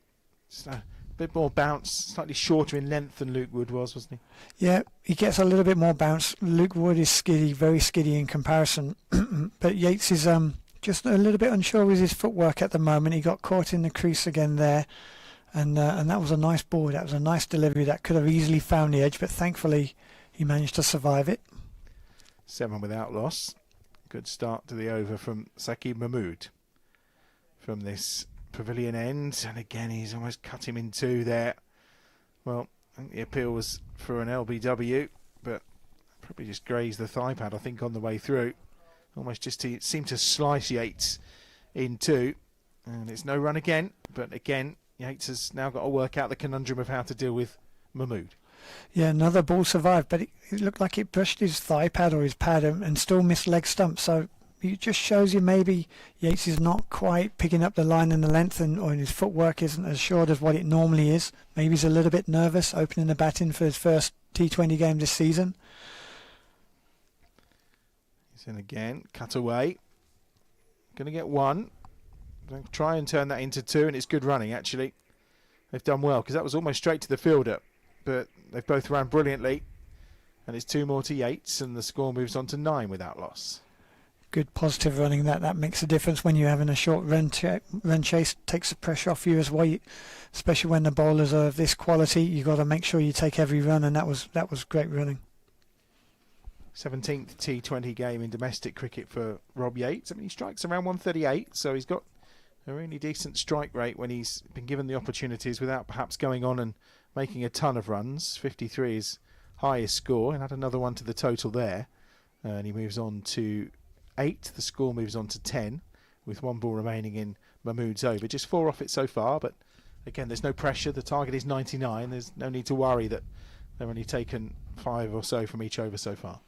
No, good start. The key to chasing low scores is not to lose wickets early doors and allow Lancashire to get their tails up, and that's what we've done. We've negated, hopefully, after this ball, the first 2 overs. Runs aren't necessarily important at this stage, and the momentum will slowly build as the innings goes deeper. Mahmood again, turn around the corner by Davies just for a single. He'll move on to 3, score on to 11 then at the end of the second over, and that's what we talked about. We were certainly talking about with Liam during the Lightning innings, and I know it's a stat that's so often trotted out about you lose 3 wickets in the power play. The stats don't lie. I mean, when you are under that pressure and you've lost those 3 wickets in that first 6 overs, it really is, more often than not, you're going to struggle to put a good total on the board, aren't you? Yeah. I did some research into this last year, and I looked at a lot of these matchups, you could call them. But if you lose the power play, you generally lose about 90% of the games. I think it's 89% of the games. So winning those first 6 overs are vital, and part of that is not losing so many wickets. Wood's back, and he's this time bowling to Davis. There's no run. Just 5 off that over from Mahmood. Still just a hint of swing, but that was very well played by Davis. Doesn't stay long with these balls, does it? If it does swing, 4 or 5 overs max? 4 or 5, absolute max nowadays. I mean, in the old days, 20 years ago, the ball somehow used to swing for 20, 30 overs, and you could be bowled out, with a swinging ball very easily. But thankfully, as a batter, these balls don't swing so much, and once you've hit it into the dirt a few times, it stops swinging completely. Davis again, he's beaten outside the off stump. Another good ball from Luke Wood, rapid as well. And that's what that extra pace does, doesn't it? It just gets batsmen hopping around a little bit unsure with their footwork or the way they're going to play, but managed to survive that ball. We still have this very open backward point region, which is quite interesting. They have a first slip, almost like a catching third man, and then a deep third man who's very, very square, almost backward of point on the boundary, but there's no point, which is, I think he's trying to encourage him to run that ball down and maybe lead him to get an edge. Wood steaming in from the far end, and it's almost a swish of frustration from Alex Davies there. And he leans on his bat because he knows that, well, I think balance-wise he was all over the shop. The head was nowhere near that one, but a few dot balls, just trying to just make something happen. Yeah, that's it. That's what I say. That extra pace he got him flashing outside the off stump, not quite in the right position, or a little bit late or too early. It just gets your adrenaline pumping as a batter. So you've got to keep your emotions in check, stay nice and relaxed, and keep backing your own instincts, trusting your own game. Gets a bat on that one, and he'll grab a single, and it's Wells who'll do the fielding. 12 without loss as we edge towards the end of the third over. Steady progress. It's always good to see that you're kind of in line with where the Duckworth-Lewis method thinks you should be, and they say around 11 right now, so it is steady progress. I don't think we're going to get any rain. It's a beautiful day, absolutely beautiful day. What a cracking crowd as well, Darren. Beautiful. The ground looks absolutely stunning. It's full. I think we've got a lot more in than we were anticipating or expecting, and they've been treated to a good afternoon of cricket so far. Woods in again. That's a great shot that time from Yates. Only going to bring him a single, but the shorter ball was well dealt with on that occasion. Move on to 13, and it brings Davis back onto strike. Yeah, good shot from Yates. He's strong in that area. He likes it. He likes the ball short, but he played that really well. That will give him a lot of confidence, because Wood is bowling pretty quick here. He's got his tail up. He's running in. He's not going to allow the Bears to win this game comfortably. So he wants to get amongst them, and he's giving it everything at the moment.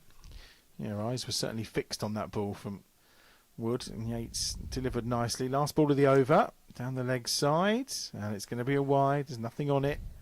I think just for a moment Wood was thinking he'd go up to appeal just to try and almost convince the umpire that it shouldn't be a wide, but it is. Another one to the total, and they haven't got many to spare as things stand. The required run rate, for example, is just 5 and over, because it's 85 required to win, 14 without loss.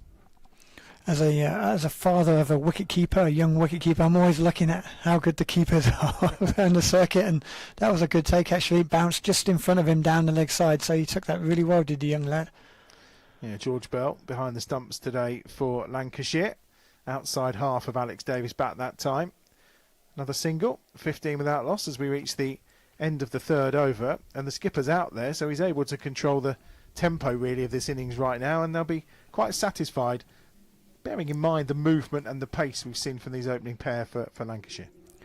As I said, only 5 and over for the first 3 overs, and that's not a problem when you're only chasing a low score. The key thing is not to lose early wickets, and we've done that. And I would imagine Saqib will bowl his second over here, and then we might see a little bit of spin to finish off the power play. I would have thought, if I was a Lancashire captain, I'd definitely be getting my spin on, having seen what had just happened in the first innings. So I'm a little bit surprised that they haven't had spin from one end already, but they're going for it. This is almost like championship cricket with the type of field that they're setting. Mahmood's in, and it's just cut away by Davis, just for a single again. There's a whole flurry of people on the move in the far side stand. There's a complete row of them who are rushing back to take their seats. They've got some sunscreen on today. It really is a beautiful day in Birmingham. The skyline, as ever, plenty of cranes, but looks resplendent. The green trees all around Edgbaston as well. Really is a beautiful afternoon for cricket. And if you're a Bears fan, well, doesn't get much better right now. 16 without loss, chasing 99 for victory. Cut away again by Yates, nicely.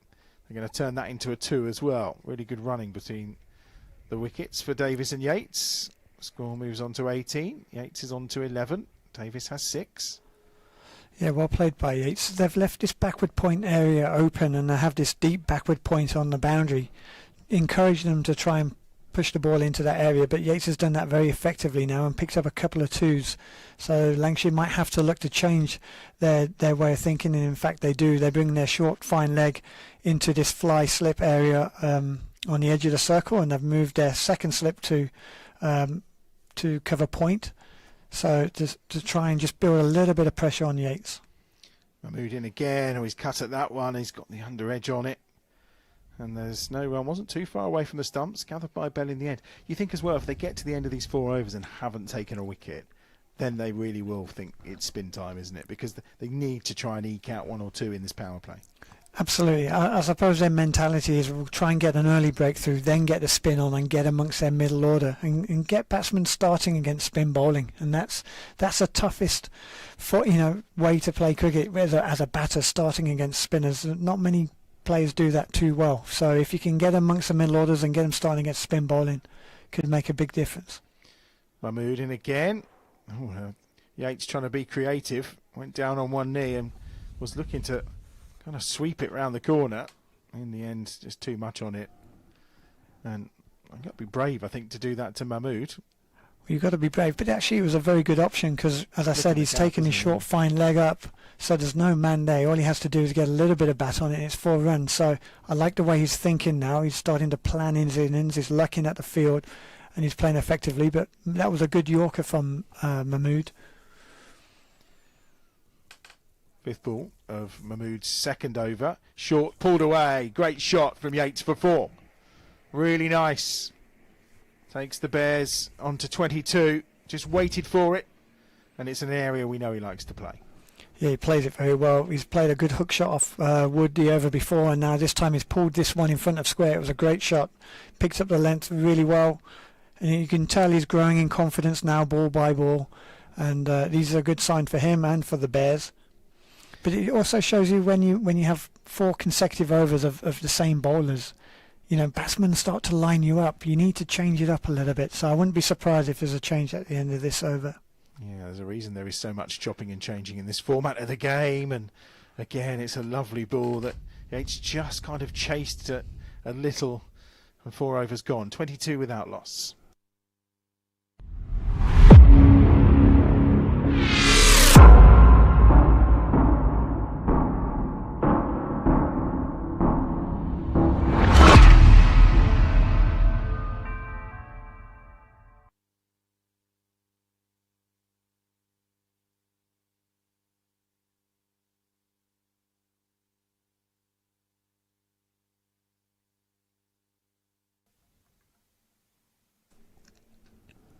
Luke Wood to continue then. Over number 5 from the far end. 22 without loss. 4 overs gone. Chasing 99 for victory here. Davis gets something on it, and it's a misfield in the end from Josh Bohannon. And they get a single that they probably shouldn't have had.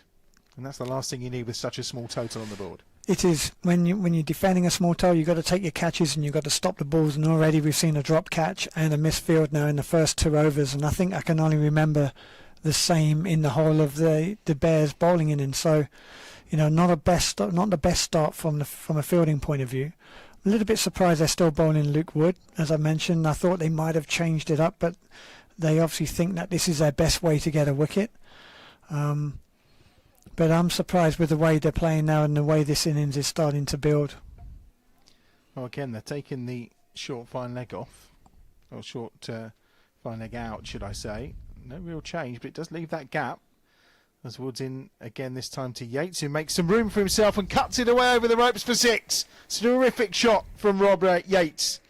Just gave himself the room to play and then delivers in style, and the Bears move on to 29. Brilliant shot from Yates. Just gave himself a little room before the bowler released the ball. It was short, and he got the width he needed to uppercut the ball over backward point. And with Luke's extra pace as well, it went high and mighty into the stand and beat the fielder comfortably. So that was a great shot from Yates. He's really starting to get into his innings now. He's on to 21 of the 29 scored so far. Wood this time strays in his line. It's well down the leg side, and is that just a consequence of the batsman coming after him? He's now just maybe searching a little bit too much? Yeah, exactly that. He probably saw him give himself a little bit of room before, so he's tried to tuck him up and go at his legs, so he prevents giving him that width. But this time it looked like Yates stayed in his position, in his normal batting position, and of course the ball went down the leg side so wide. So now the batter's starting to outthink the bowlers. The bowlers are trying a little bit harder now, and this is where the runs will start to come more freely. 69 more required to win as Yates just fends that down into the offside just for one. Alex Davis is through quickly to complete the single. 31 without loss. Davis on to 22. Sorry, Yates on to 22, Davis on 7. 3 more balls to come in this 5th over. Luke Wood's 3rd. And they're fairly tidy figures, really. 2.3 overs just for 19 so far for a fast bowler in this format of the game. Is not horrendous, is it? No, not at all. I mean, he's a good bowler, isn't he? That's why he's in sort of playing around the world in franchise cricket, and he's playing international cricket as well. He's definitely got a big future in this game and in this format.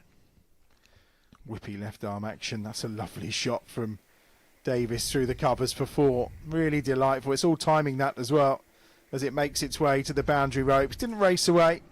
It just went at a beautiful pace. And 4 to the skipper, who moves on to 11. 35 without loss now. We haven't really seen too much of Davis so far, because Yates has taken the highlights package in his opening 5 overs. But that was a lovely shot, hitting it on the up through the covers, and with the extra pace of Wood, that can sometimes happen. And so a lovely shot, nice way to find a boundary. Liam Livingstone is warming up, the captain. No surprise. I think we'll see his 2 different versions of spin, of course, because he can bowl leg spin and off spin. So I think we'll probably see him with the next over. He's certainly vigorously warming up while he's fielding at mid-off. Or mid-on, should I say? Yeah, they've got to change the bowling. They have to, really. I mean, I think they've gone too long, Darren, actually. I do. I think it was a mistake, really.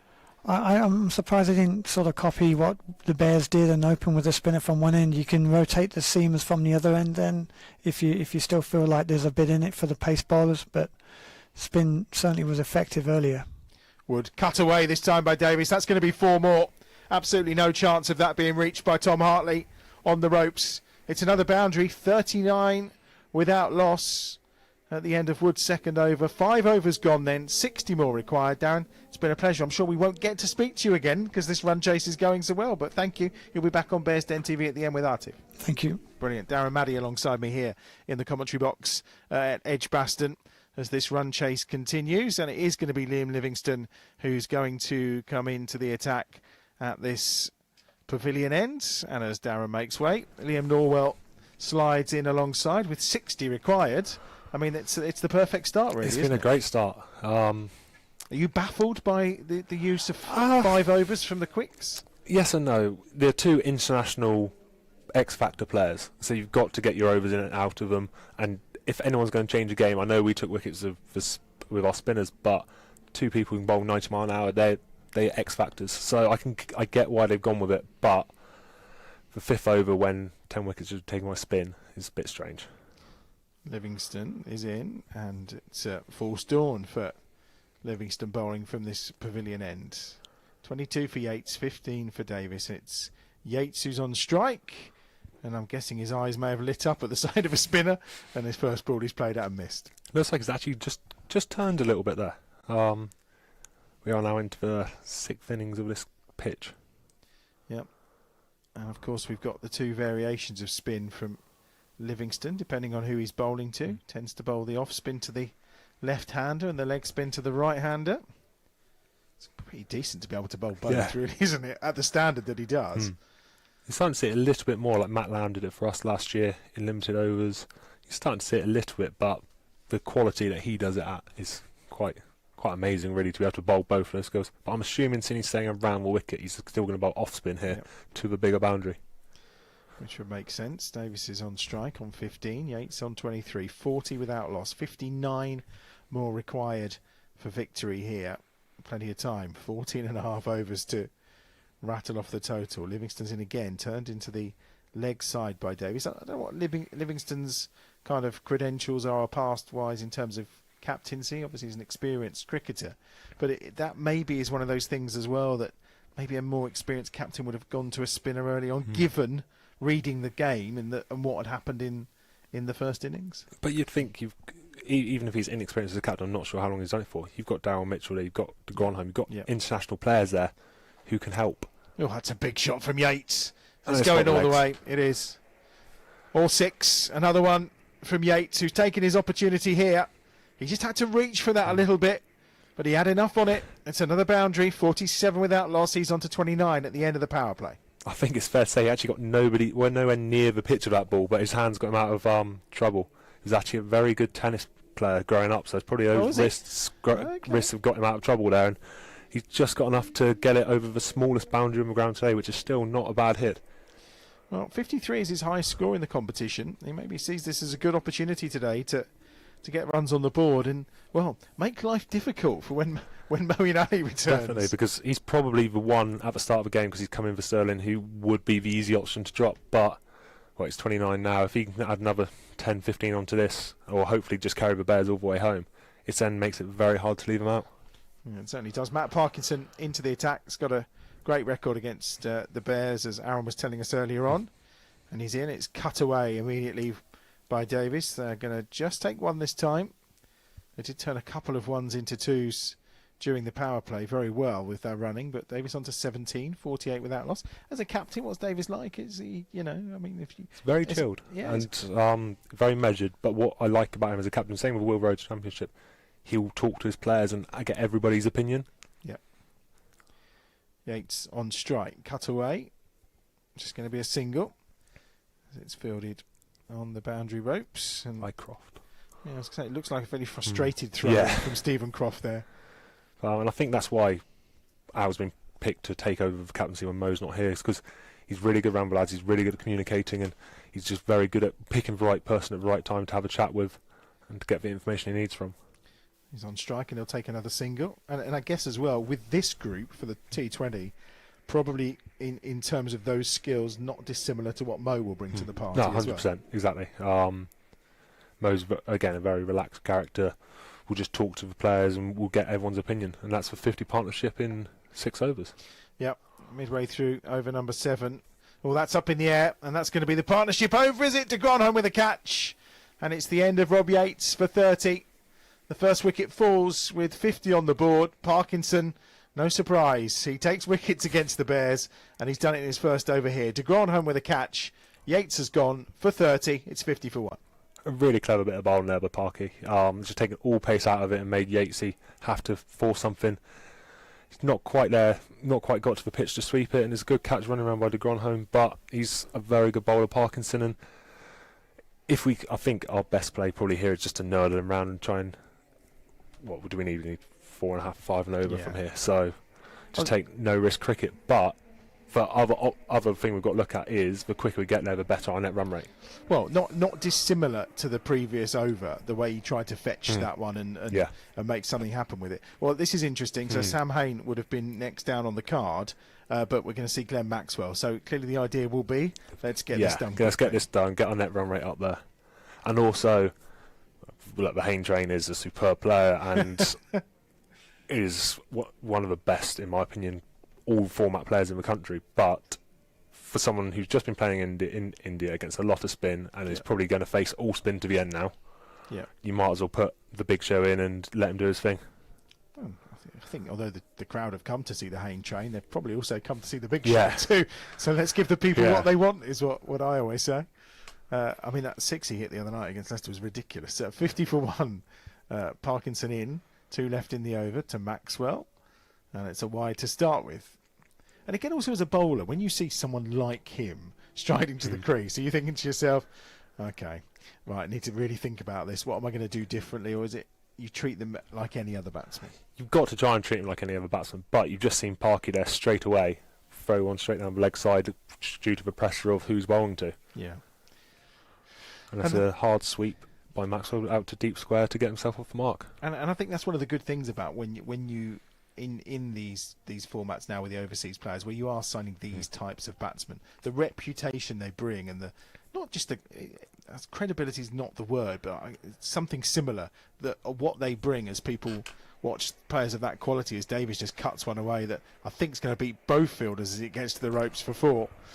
He moves on to 22. But having someone like Maxwell, the opposition looked down the team sheet in the same way that we looked down the Lancashire one today and went, oh, de Grandhomme and Livingston and Mitchell. They're looking at the Bears team going, Hayne, Maxwell, okay, this and Moeen Ali. This is a problem. Oh, of course it is, and it's very hard to do your stat packs against, and it's very hard to really, once a team like if Lancashire got off to a flyer to with that batting line, so then pull them back is going to be very difficult. And we've shown so far in this tournament, once we get going, very hard to pull back. The partnership between Maxwell and Hayne the other night, and then even Hayne and Benjamin, that's how low down we bat. We were in trouble in that first game against Yorkshire, and then they put on that partnership, you know. With the addition of Barnard into the team as well today, Exactly. There's some real depth going there, isn't there? 56 for 1. I mean, it'll be interesting to see if, for example, Mo comes back in, and maybe it's Barnard that makes way for when Rowe returns. Poor old Ed's done nothing today apart from field the ball a couple of times if he doesn't get to bat. So there's conundrums, but they're nice conundrums to have, aren't they? I think if we're on this pitch, that will probably be the option, I'd imagine. But if we're on the one under the covers there, which potentially we are, I think you'll need the extra seamer. Yeah. But again, that just shows our strength. But Ed Barnard will be one of the first names on most teams' team sheets. Yeah. And he felt like a natural replacement when Wokes has gone away with England, doesn't he? That's a lovely shot from Davis. Well, he's showing the big show. A thing or two is the skipper. 61 for 1. Davis on to 26. And just 38 more required here for what will be a stunning Bears victory. That will actually send a message out as well to the rest of the group, because I think everyone's looking at Lancashire going, oh, look, the runaway train's at it again. And to be pegged back here, and it will be the Bears who go 3 and 3. It's really important to get that momentum, isn't it? And we're just carrying on from where we left off last year. Apart from the quarter-final, which sometimes you live by the sword, you die by the sword, you know? Which is what you did last year. Exactly. We scored 207 times last year. There was great performance, and then all of a sudden you were bowled out for 100, and it was like, okay. But he's gone. The big show does try to show off to everyone what he's got to offer, and a real slow ball from Tom Hartley has done for Glenn Maxwell. He's gone, the Bears 62 for 2, and you heard the groans around the ground who were really looking to see some Maxwell magic. I think if he connected with that, it would have been in Cannon Hill Park. But look, he's obviously sent out there to try and get it done as quickly as possible, and I think that also shows his selflessness, and that's the kind of thing you want from overseas. He's not going to just get his scores and make sure his stats look pretty for his next gig. He's there to be part of a team, and obviously we would have loved him to finish off a game, but now hear the reception for Sam Hayne. Well, the stats are ridiculous. I mean, he's in domestic T20, it's 154 not out is his highest score, and then it's 145 not out in international. So the numbers speak for themselves, exactly. Whatever he does. Sam Hayne coming in then, I mean, look, here's a man who's got 148 runs without getting out already this last season in his 2 games so far. His strike rate's over 130. He's got 3,140 runs so far. It's ridiculous. Yet still only the 100 to go with the 2250s. Well, I'd much rather look at how many games he's won for us than how many hundreds he's got. And this is true. Since I've been at the club for the last 5 years, I couldn't count how many games he's won for us across all formats, but especially in T20. He's ridiculous, this lad. Liam, why is he not playing for England? I don't know. I'm glad he's here. I'm glad he's here. I'm very glad he's here. He's got to at some point. Is it's all formats. Is he frustrated? He doesn't show it if he is. Okay. And he's very level head. Hartley's in again to Hayne. Turns it onto the leg side. Just going to be 1. He's off the mark, as he always likes to do. He just likes to get off the mark first ball. Doesn't like to be hanging around for too long with a naught by his name. That's for sure. Just the last 2 or 3 seasons, I mean, he's just, in every format of the game, he's just been relentless. He has excelled. I mean, you look at the averages, they're extraordinary. Hartley's in again, this time to Davis, who turns into the leg side. There's going to be no run, so dot ball to end the over. And 63 for 2 after 8 overs.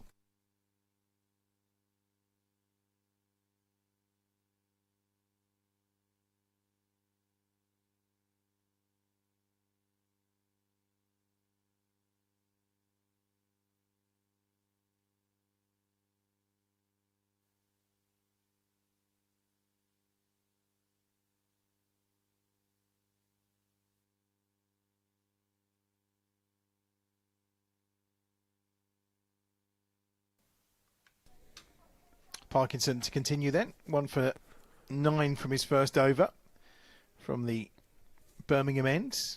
which is looking rather resplendent. Really terrific turnout at Edgbaston today. And Parkinson's in, cut away by Hayne, who was actually taking some spin from Will Rhodes in the nets earlier when I trotted out to my car down by the Colts ground. Rhodes in a cap that he had turned backwards. I'm like, man, how old are you? Come on. He said he was trying to fit in with the kids. That's all that was. I think it shows our skipper's happy to muck in and get involved, but I can't really talk about wearing hats backwards if I'm being honest. Oh, okay. We'll let that off. And my 3-year-old is currently obsessed with wearing his backwards as well. So and as long as he's wearing a hat, you, clearly, probably, yeah. Yeah, absolutely. 35 more required here. I think we're going to see low-risk cricket against Parkinson here. Just try and keep our net run rate intact. Well, I was going to say these two should kind of just try and see at home, really, shouldn't they? Yeah, and neither of these two are going to want to get out to Park either. Davo obviously played with him for a long time. Haney's known him from England Lions tours, and the first year of 100 they played together at Manchester, so neither are going to want to give their wicket away to Parkinson. And his list average is ridiculous, is Hayne. It's 57 right now. Again, he's probably been unlucky not to have played much or any white ball cricket for England. But then again, they're the world champions, and the depth that they've got. Sometimes you just arrive at the wrong time, don't you? In a similar 100%. vein to Warwickshire, arriving at the time with Anderson and Broad being in full flow. There are times when you're in with a generation of unique and outstanding cricketers, and Sam just seems to have found that moment. I think the good thing is he's still got time. He's still young, isn't he? 26? He's 26, 27. And even if he made his debut in 2 or 3 years, he could still have 7, 8, 9 years playing. Parkinson again. Davis has decided that he's just going to have a little swipe at him. And an inside edge brings us to the end of the 9th over. 66 for 2. He rattled through that one fairly quickly. Hartley, I suspect, will continue from this pavilion end. 66 for 2. So 33 more required off of 11 overs. And again, I know it's early in the competition, but you do just want to keep that momentum in the run rate, don't you, as well? And especially, we've got games coming thick and fast. Game Wednesday in Northants away, I believe. And then, obviously, back here next Saturday against Notts. 2 difficult games, so you want to keep your momentum going. And like I said, you want to win this game comfortably and put a marker on it. So you've bowled not only probably the most destructive, hopefully outside ourselves, batting lineup in the group out for under 100, but you then chase it down out of Canada. You want to put a mark on this game and put a message out to the rest of the group. Here's Hartley into Sam Hayne, who's on 3 so far. Cuts that one away, and he's just put it over the head of the man at short extra cover. Just gets a single for it. It's fielded by Wood. And it's just a single to the total. 67 for 2. Brings Davies back on strike. He's on 28. 11,243 here today. Wow. Which is really good, actually. Really good. The conversations I was having pre-match today were looking at maybe 7,000. So that's a terrific turnout. Terrific. They're the same numbers I heard earlier, 7,000, which still would have been a great turnout. I think the weather, the way we're playing our cricket, and to be fair, the marketing team have done a great job with this family day, getting it out there, getting the roadshow out there, telling people about it. And I think a lot of people maybe just made the decision on the day that it's a great day, let's get out and enjoy it. Here's Hartley again. 2 gone in this 10th over, and respectfully watched by Sam Hayne. Just in front of us. And it's Hartley just looking around the field. It's well spread at times, and that's clever from Hayne. Just gently turning it round the corner, effortless. I mean, that's the other thing I would have said in the last couple of seasons. The array of shots he's now got and what he's added to his armoury. He's clearly been away working at that. Yeah. Because even when he's now hitting at their deft towards seamers, he sets up completely differently. It's actually not dissimilar to how Maxwell set up the other day when he went destructive, kind of opening himself up a little bit, and he just frees up the ground 360. Hartley in again. Davis away and through the covers. Just going to be 1 though. Oh no, it's gone through the hands. Well, that's an appalling piece of fielding out on the boundary. Croft again. He looked annoyed earlier. Now he's going to be annoyed at himself. Yeah, very much so. Davis under 33, 73 for 2, 26 more required. And that's the kind of fielding you see when the other team have 8 wickets in hand, needing 20 to win. Last ball of over 10 from Hartley. That's a Davis lovely comes shot. down the ground. That's 6. And it's all the way for 6. Score moves on to 79 for 2 then. Excellent from the skipper. He moves on to 39. Hayne is on 5. And at the halfway point, there's just 20 runs required to win, Liam. I think if you could have mapped out how we wanted this game to go today, the only thing that hasn't gone well so far is losing the toss, but it's actually worked out very well for us. So it's gone as well as you could have hoped, and now we've just got to make sure we knock off the last 20, minimal damage, keep our net run rate high, and then, like I said, it puts a mark on this group and shows everyone we're here to play and we want to win the group again like we did last year. Yeah, it's great to see so many in. Really super crowd. I know they're on the hunt as well for the fan of the match, which we'll let you know who that is very soon when we get to that stage. But, I mean, if they could knock these off in the next couple of overs, that's just going to do wonders for that run rate. Haynes on strike, he's on 5, but it is the dangerous Parkinson. From the far end, that's cut away again by Sam Hayne for a single. I still can't believe Parkinson didn't get picked up in 100 this year. Same with Arlintot. So, it is quite surprising. I'm not sure who either of them have annoyed, but but there is the potential, isn't it? For there's still wild cards, performing in the etc. blast, Yeah. So in comes Parkinson again from the far end. Another single. Yeah. Davis on to 40. Don't get me wrong, for our 50 over team, I'd love it if Jake was available. But for him and his career, I can't get my head around how he's not been picked up, especially after how well he's done the last few years. Yeah, no, tremendously well. Where is Sam going to play? Is it? He is at Nottingham, so Trent. No, because Trent, I was going to say Rockets. he's moved around a little bit. Hasn't really found a home in the 100 yet, has he? And I think this year, 100, if you're not playing, you're actually allowed back to play 50 over cricket, which is going to strengthen 50 over, and at least it means if you do have a youngster maybe who's been picked up and is on fringes of a team, they get time in cricket. So Bethel last year would have worked perfectly for us, for example. Yeah, no, absolutely. 3 left in the over. Cut away by Sam Haynes just for a single. He moves on to 7. He doesn't want an average yet, does he? He was on 7, 82 for 2. He'll be happy if he's 10 not out at the end of this one. Yeah, he won't mind. Away you go. Let Davo do the the big hitting, and he can just get on strike. Well, 40 off 28 balls so far for the skipper. And that is delicate. That That's is lovely. beautifully played. Probably only a couple. Yeah, it will be. It's going to be fielded in the end by de Grandhomme. And another to the total. 84 for 2 now. Looks like Luke Wells will be coming on from this end. Another leg spinner. Yep, another leggy to come. Just 15 more required. It's Parkinson again from the far end. Cut from Davis. There's no run there. 11 overs gone. 84 for 2. And Liam's going to depart. Thanks for your company today, Liam. It's been an absolute pleasure. Hopefully we'll see you again soon. Although we'd like to see you with a ball in hand instead. I think would be better for all Bears fans.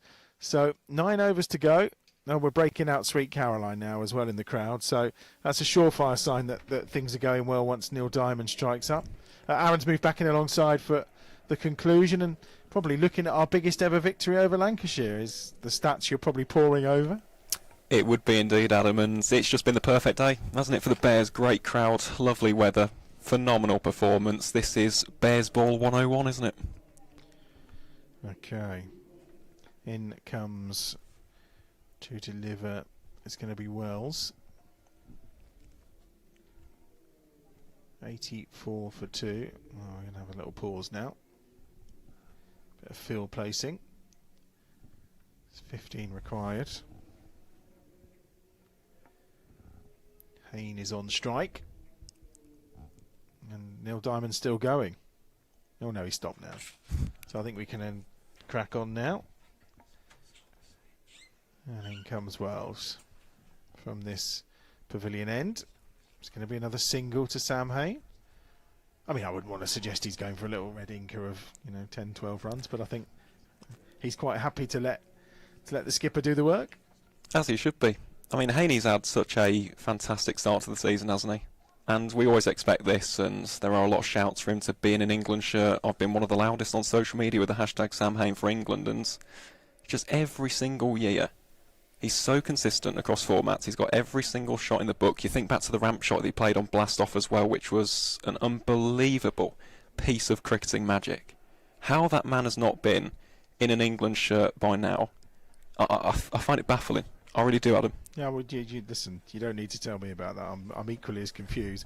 I'm confused as why people are starting a Mexican wave as well. There's no need for that. I'm quite good with Sweet Caroline, and Sam Hain's gone. He's bowled, and Wells has got his man, and 8 is all he's managed today, but the cause is still going to be good for the Bears. He's bowled by Wells with the score on 86, so it's 86 for 3, and Dan Mosley, and I think it may have been called earlier by Darren Maddy, who said you can bet that Dan Mosley's going to hit the winning runs. Well, he's out there, and he may well do, because they only require 13 more. Well, it's his day, isn't it? And the Hain train may have departed the station, but in comes the Mosley minibus. So let's try and bring Darren Maddy's prophecy to life. Dan, obviously, an incredibly talented cricketer, a product of Nether Whittaker CC in North Warwickshire, plays his cricket for the Kenilworth Wardens, and he has just become a real superstar in this Bears T20 lineup, hasn't he? The fact that he's left-handed, he bowls that right arm off spin, if you can even call it that, with the darted arm balls. We're very, very lucky to have someone like that. And then, obviously, in a game situation like this, you're not expecting to see Chris Benjamin, but again, a guy who averages 44 when your team is batting second. What an asset that is. Yeah, very much so. So it's going to be Mosley who's on strike. I think we're nearly through the entire version of Sweet Caroline that's playing out within the stadium. 86 for 3. The sun's shining, the drinks flowing, the singing started, 13 more required. Wells is in to Mosley, who turns it off his hip for a quickly run single. Davis running to the danger end, 87 for 3, 12 more required. I'm just thinking, actually, Adam, looking at those statistics with this Bears batting lineup, I mentioned about Chris Benjamin's impressive one batting second. Dan Mosley averages 37.38 batting first compared to 14.2 batting second. So he'll be looking for that red inker today. It's Davis on strike on 43. Could get himself to a 50 here. He's cut that one away for 4. That's going to run away to the boundary. No danger. Score moves on to 91. Davis is on to 47. And the Bears within striking distance. 8 required to win. And there's 1 ball remaining in the 12th over. It's just been a masterclass, hasn't it? Let's be honest. Lancs, it has been one of those performances where you compartmentalise it to one side. They can't afford to stew on this. Obviously, the game's come quick and quickly, but you know, it's a disappointing performance, isn't it, from the Lightning after a red-hot start to the summer. Last ball of the over, and it's going to be no run. So there's going to be 8 required at the start of the 13th over.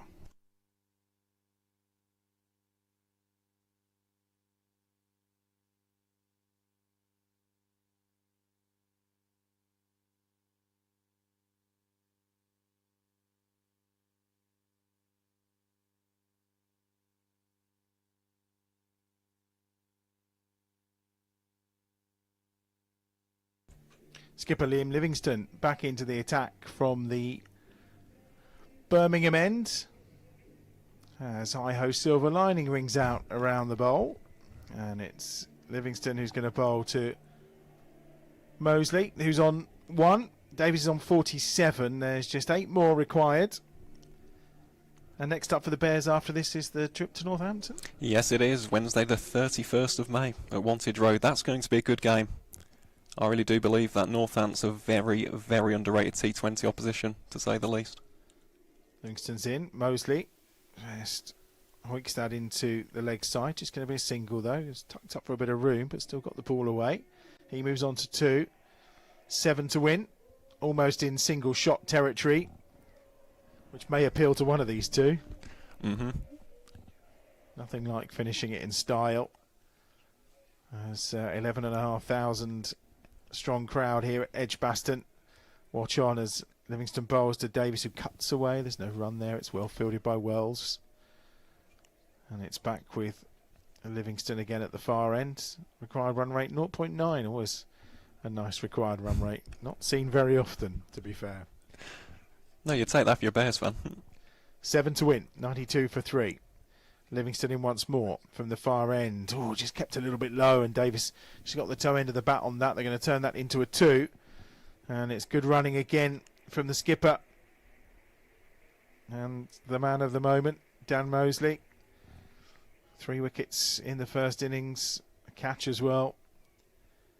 And obviously 4 wickets for Briggsy too. A couple for Lintott and the 1 for Maxwell. A terrific all-round performance from the Bears spinners. Outside half of the bat from Davis means there's 4 required. And it's a 50 as well from 36 balls. 1 6 and 6 4s for the captain, who raises his bat. And a terrific round of applause from the big crowd here at Edgbaston.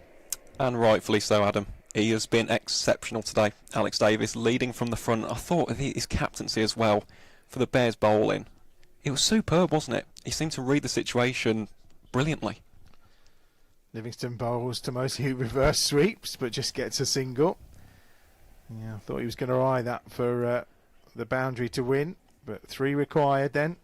1 ball left in Livingston's over, 96 for 3. And this will be a very comfortable win that will take the Bears probably above Lancashire in the table, I think, on net run rate. We'll have a look at that once the result's confirmed, because I've never understood net run rate and I still look at it time and time again and it baffles me. But it's a dot ball to end the over. So Mosley will be on strike, 96 for 3 then. We've had 13 overs and the strains of Neil Diamond start again around the stadium. And there's a proper celebratory mood this bank holiday Monday afternoon, and no surprise. Perfect performance from the Bears so far. And it's Wells, who I suspect will be bowling the final over of this game. Could even be the final ball. Dan Mosley to face, 3 required. First ball of over 14. And he's charging down and defensively prods it back. And there's no run. He was tempted, wasn't he, there, Dan? Well, we gave him the big build-up, but he chose, obviously, in this instance, not to go straight away.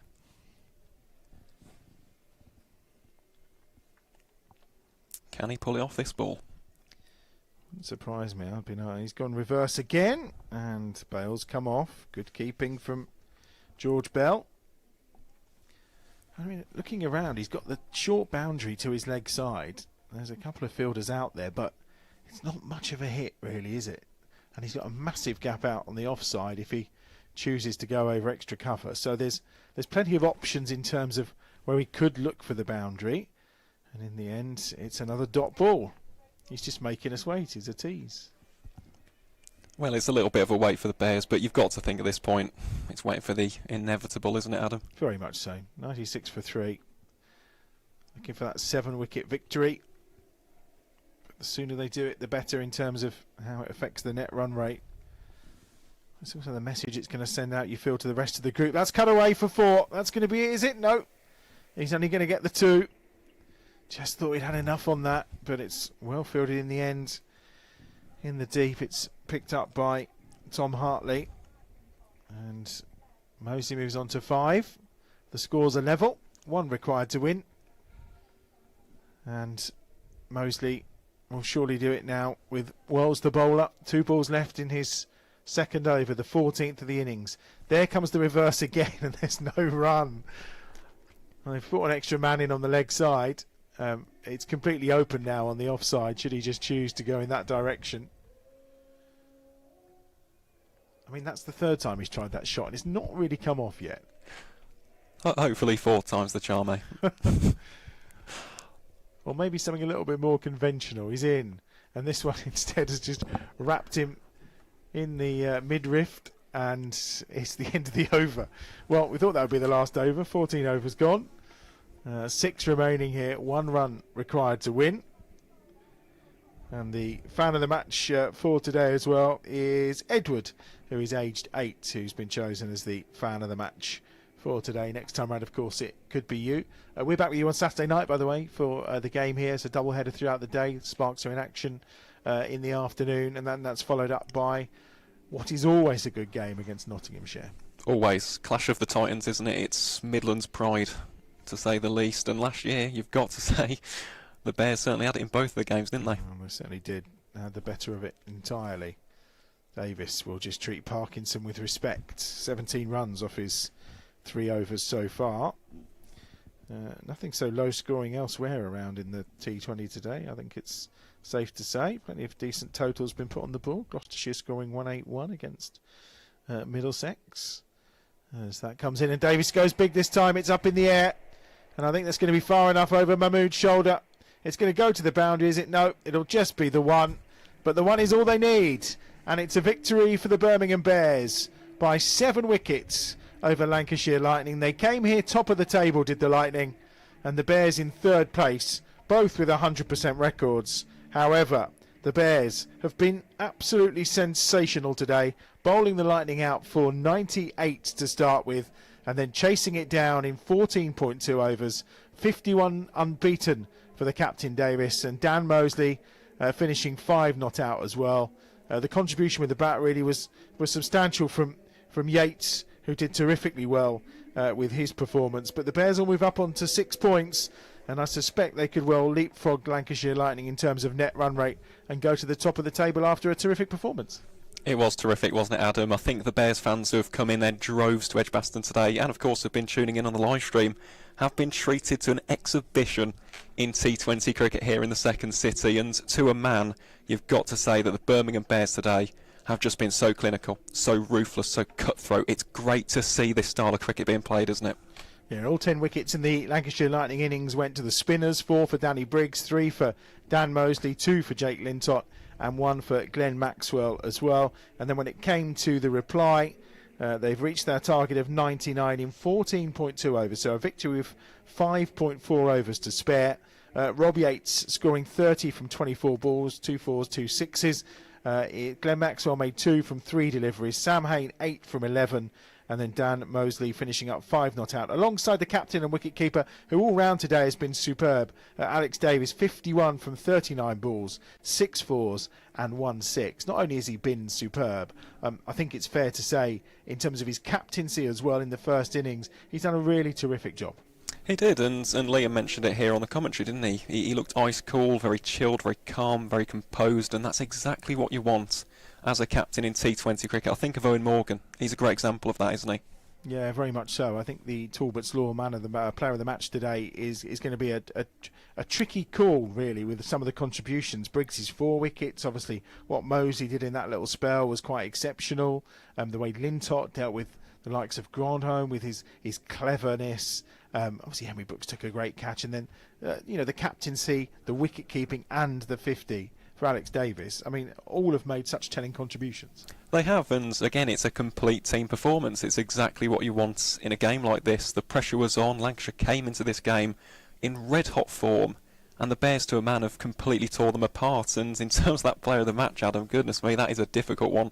I'm not sure who the fans will select, but I'll tell you what, with that knock, Alex Davis might have just given his stocks a bit of a rise there. As you said, a 3D performance, wasn't it, from the former Lancashire man? Yeah, it was, and he'd have enjoyed doing it, actually, I suspect, in terms of doing it against his former side. It's always pretty decent when you manage to do that. The table's not been updated as yet, but obviously the Bears will move on to 6 points, which will be level with Lancashire. I mean, the run rate coming into this Lancashire's was 2.024. The Bears was 1.487, but I think the denting on behalf of Lancashire and the uplift that the Bears will have got probably will see the Bears take over at the top of the table. Northampton up next, which is an away game, of course. That's on Wednesday. We're back here on Saturday night for the game against Notts for more Bears Den TV. It should be an absolute cricket. Aaron, thanks for joining us today from the County Cricket Podcast. Of course, if you've not checked that out, do check that out. Aaron is incredibly knowledgeable, as you heard, and a massive Bears fan as well. But if you love your county cricket, then do very much keep up with all of that. We're going to get some play-out reaction in a moment or two as well here on Bears Den TV. But don't forget, we'll be back for our second game of the campaign in terms of Bears Den TV next Saturday evening. We're underway here at 6:30 against the Notts Outlaws. It's always a cracker, so make sure you join us for that.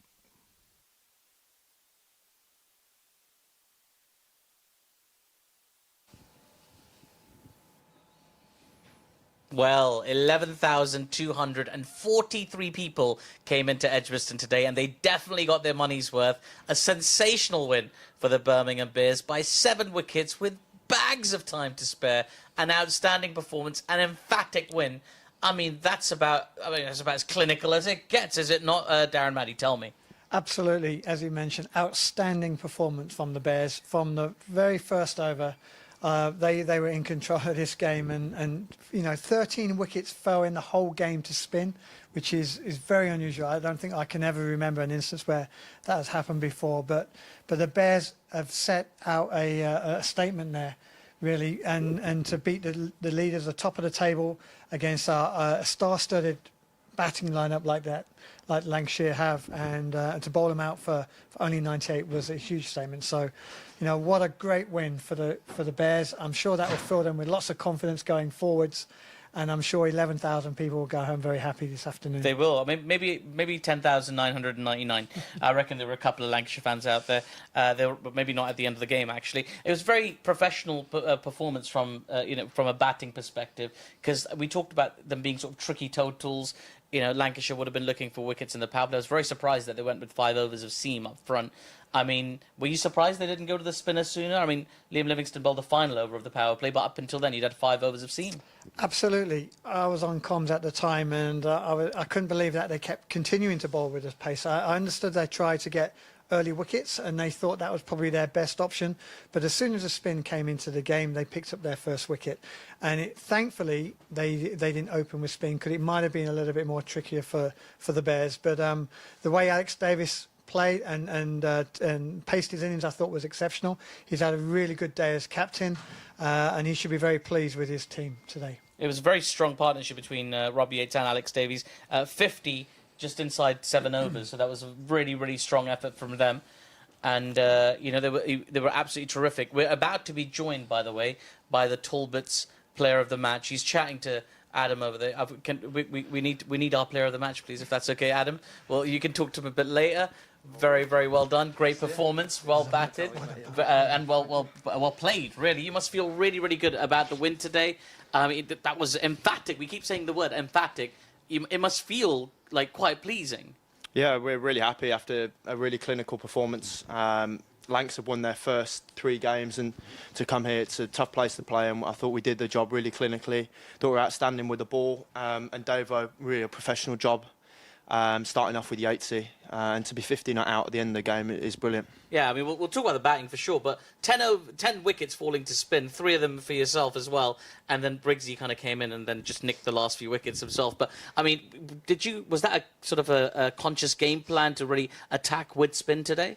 We have a game plan which we speak about. As for me, I bowl a lot in the power play and don't always get the opportunity to bowl in the middle, but that's my role, is just to get a few overs in, and it seems to be coming out quite well at the minute. It's a little bit different. I'll try and bowl a little bit quicker than everyone else, but as a spin group, all we talk about is trying to take wickets, and which we're doing. We have a lot of plans for certain batters, and it seems to have come off today. 3 for 13 from 3 overs. Pleased with that? Yeah, I'm chuffed with that, if I'm being honest. It's nice to try. That's my best figures, so I'm pretty happy with that. I might get 1 wicket, but to get 3, I'm over the moon with. But I thought Briggsy was outstanding. I thought Lintott was outstanding as well. He had he was a bit unlucky the other night against Leicester, and me slipping over and Henry dropping one. But today he had a bit of luck, and not just luck, a lot of skill. And I'm really chuffed for him, because I know how hard he's working. He was superb, although you did have the opportunity there to hit the winning runs. There's a short one right that we were watching for him. We were thinking, that's it. He's going to cart this away into the leg side, but then it wasn't to be. It was it just did me for pace, if I'm being honest. Just hit me straight in the box. So, yeah, but I say it's that's speaking to Davo. It's actually not a nice time to go out and bat, but just to get the job done, and we're over the moon. So yeah, we're really chuffed. Yeah, 3 wins out of 3. What's the mood like in the camp right now? Over the moon, if we're being honest. We're flying in red ball cricket, and we've passed that on to the T20 side, and it seems to be coming out really well as a team, winning games of cricket, and the dressing room's over the moon down there. So yeah, we're really happy. And still plenty of more talent to come through. Obviously, you'll get Moeen Ali back. Chris Wokes is going to be available. Hassan Ali's going to be. You've got some pretty superstar bench out there right now, but you don't need them as it's going. Well, across the whole squad, it's not just the 11 on the pitch. The whole squad can come in and do a job, and we've always spoke about in our team we've got 11 match winners, the 11 boys out on the park, but also the 3 or 4 on the bench can easily come in and win games of cricket. Like Ollie Hannon-Dalby, who won the Blast in 2014, was it now? And obviously he's on the bench, and we got other players of that calibre. We got Mo and Ali coming back, hopefully in the next couple of games, and Hass will be back soon, fingers crossed. So, like we said, we've got a star-studded players to come in. So yeah, we're really looking forward to that. 11,000 plus in the crowd today. 11,243. I'll give you that exact number. I'm very impressed that they can get the exact number. But I mean, it must feel great to have that huge crowd out there cheering you on. Bank holiday Monday, beautiful sunshine, putting on that performance for them. Do you feel the vibe of the crowd? Yeah, for me, it's the best place in the country to play T20 cricket. I said this to Barney making his debut. This is the best place you can play T20 cricket. And for me, I love playing in front of my home crowd, and it's just like everyone downstairs. Everyone loves playing here, and we thrive off playing at Edgbaston. Fantastic. Dan Mosley, thank you so much for your time. Before I let you go, Yeah. I'm sure Darren Maddy's got some congratulatory words for you as well, so I'm going to let him give you some. Oh, you can. What I want to know is, was there a conscious effort bowling 4 spinners today on that pitch? And did the pitch offer, what sort of assistance did it offer the spinners? Because obviously they've dominated today's performance. It looked a good pitch. I mean, and the way Davis batted on that, it did play true throughout the whole game. So, I mean, did it assist the spin bowlers in any way? I thought they spun it more than ours, if I'm being honest. I didn't spin one off the straight, but there was a little bit of spin there. And it wasn't really a plan. It was just, we always talk about being... reacting to the situation and being quick on our feet, and I thought we did that really well. Maxi bowled the second over, and I came on the third, and when Maxi got the wicket, I think we realised actually there might be a little bit there for spin, and I don't know how many overs of spin we ended up bowling in the end, but Maxi bowled 3 overs, I bowled 3, Jake bowled 3? He did, he bowled 3 overs and as then well. Briggsy 4? Briggsy bowled 3.5 technically. So yeah, it wasn't really a plan we spoke about, but it was just we reacted to the situation, which we always speak about, and that's what we did. Like Milo and Barney didn't bowl today, and they're coming in. They can change games of cricket for us. So it was just, we've got, like I said earlier, we've got 11 players who can all win the game of cricket. So for us, it was just reacting to the situation. And again, with that bowling attack that you have, would you have preferred to have bowled second, with 4 spinners to get them into play second innings of the game, or does it not really matter in this shortness of and format of the game? I don't know. Well, I think I can say, but we actually wanted to bat first. Yeah. We spoke about, okay, we looked to bat, and they obviously won the toss, and for us to get the opportunity to bowl, it was never a bad thing. It's all about reacting again. It's who adapts quickest, and I thought we did that really well today. So that's all we speak. I just keep on being adaptive to the situation. And what message does this send out, do you think, to the rest of the league when you're just taking on a very, very strong Lancashire team and to beat them in the way that you have done today? Does that send any messages out, or does that help with the confidence and the way we go forwards? Definitely sends a message out that we're once again really strong. Last year, obviously, we get into a quarter-final, and to lose that quarter-final was gutting, but we just passed it on to this year, and like I think it sent a message out to the other teams in the league that we're back and we're playing some really good cricket.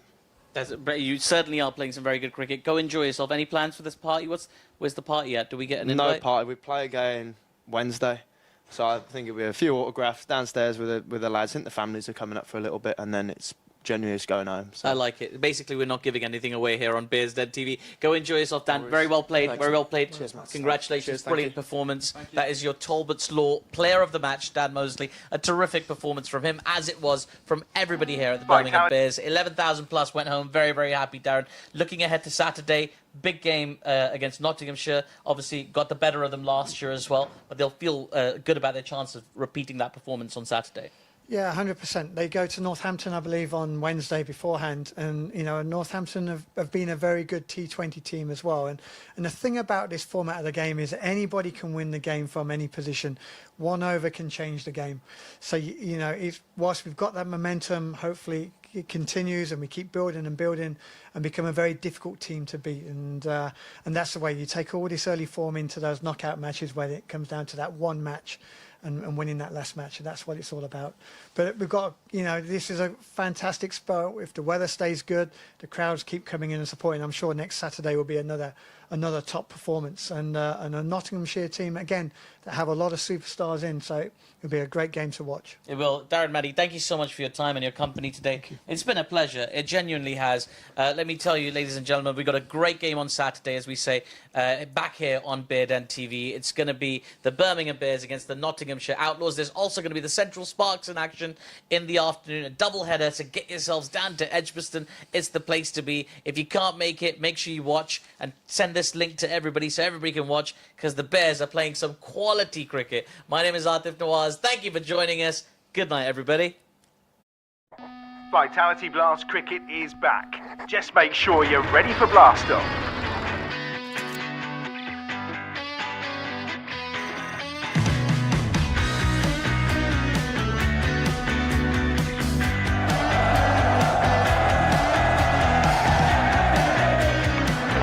Brilliant. That's out. That's a good catch as well. Al Davies.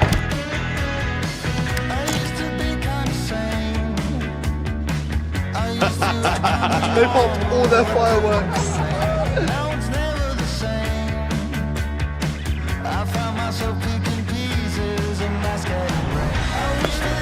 Edged, has it carried? It has. First ball for Miles. Well, that's a big shout.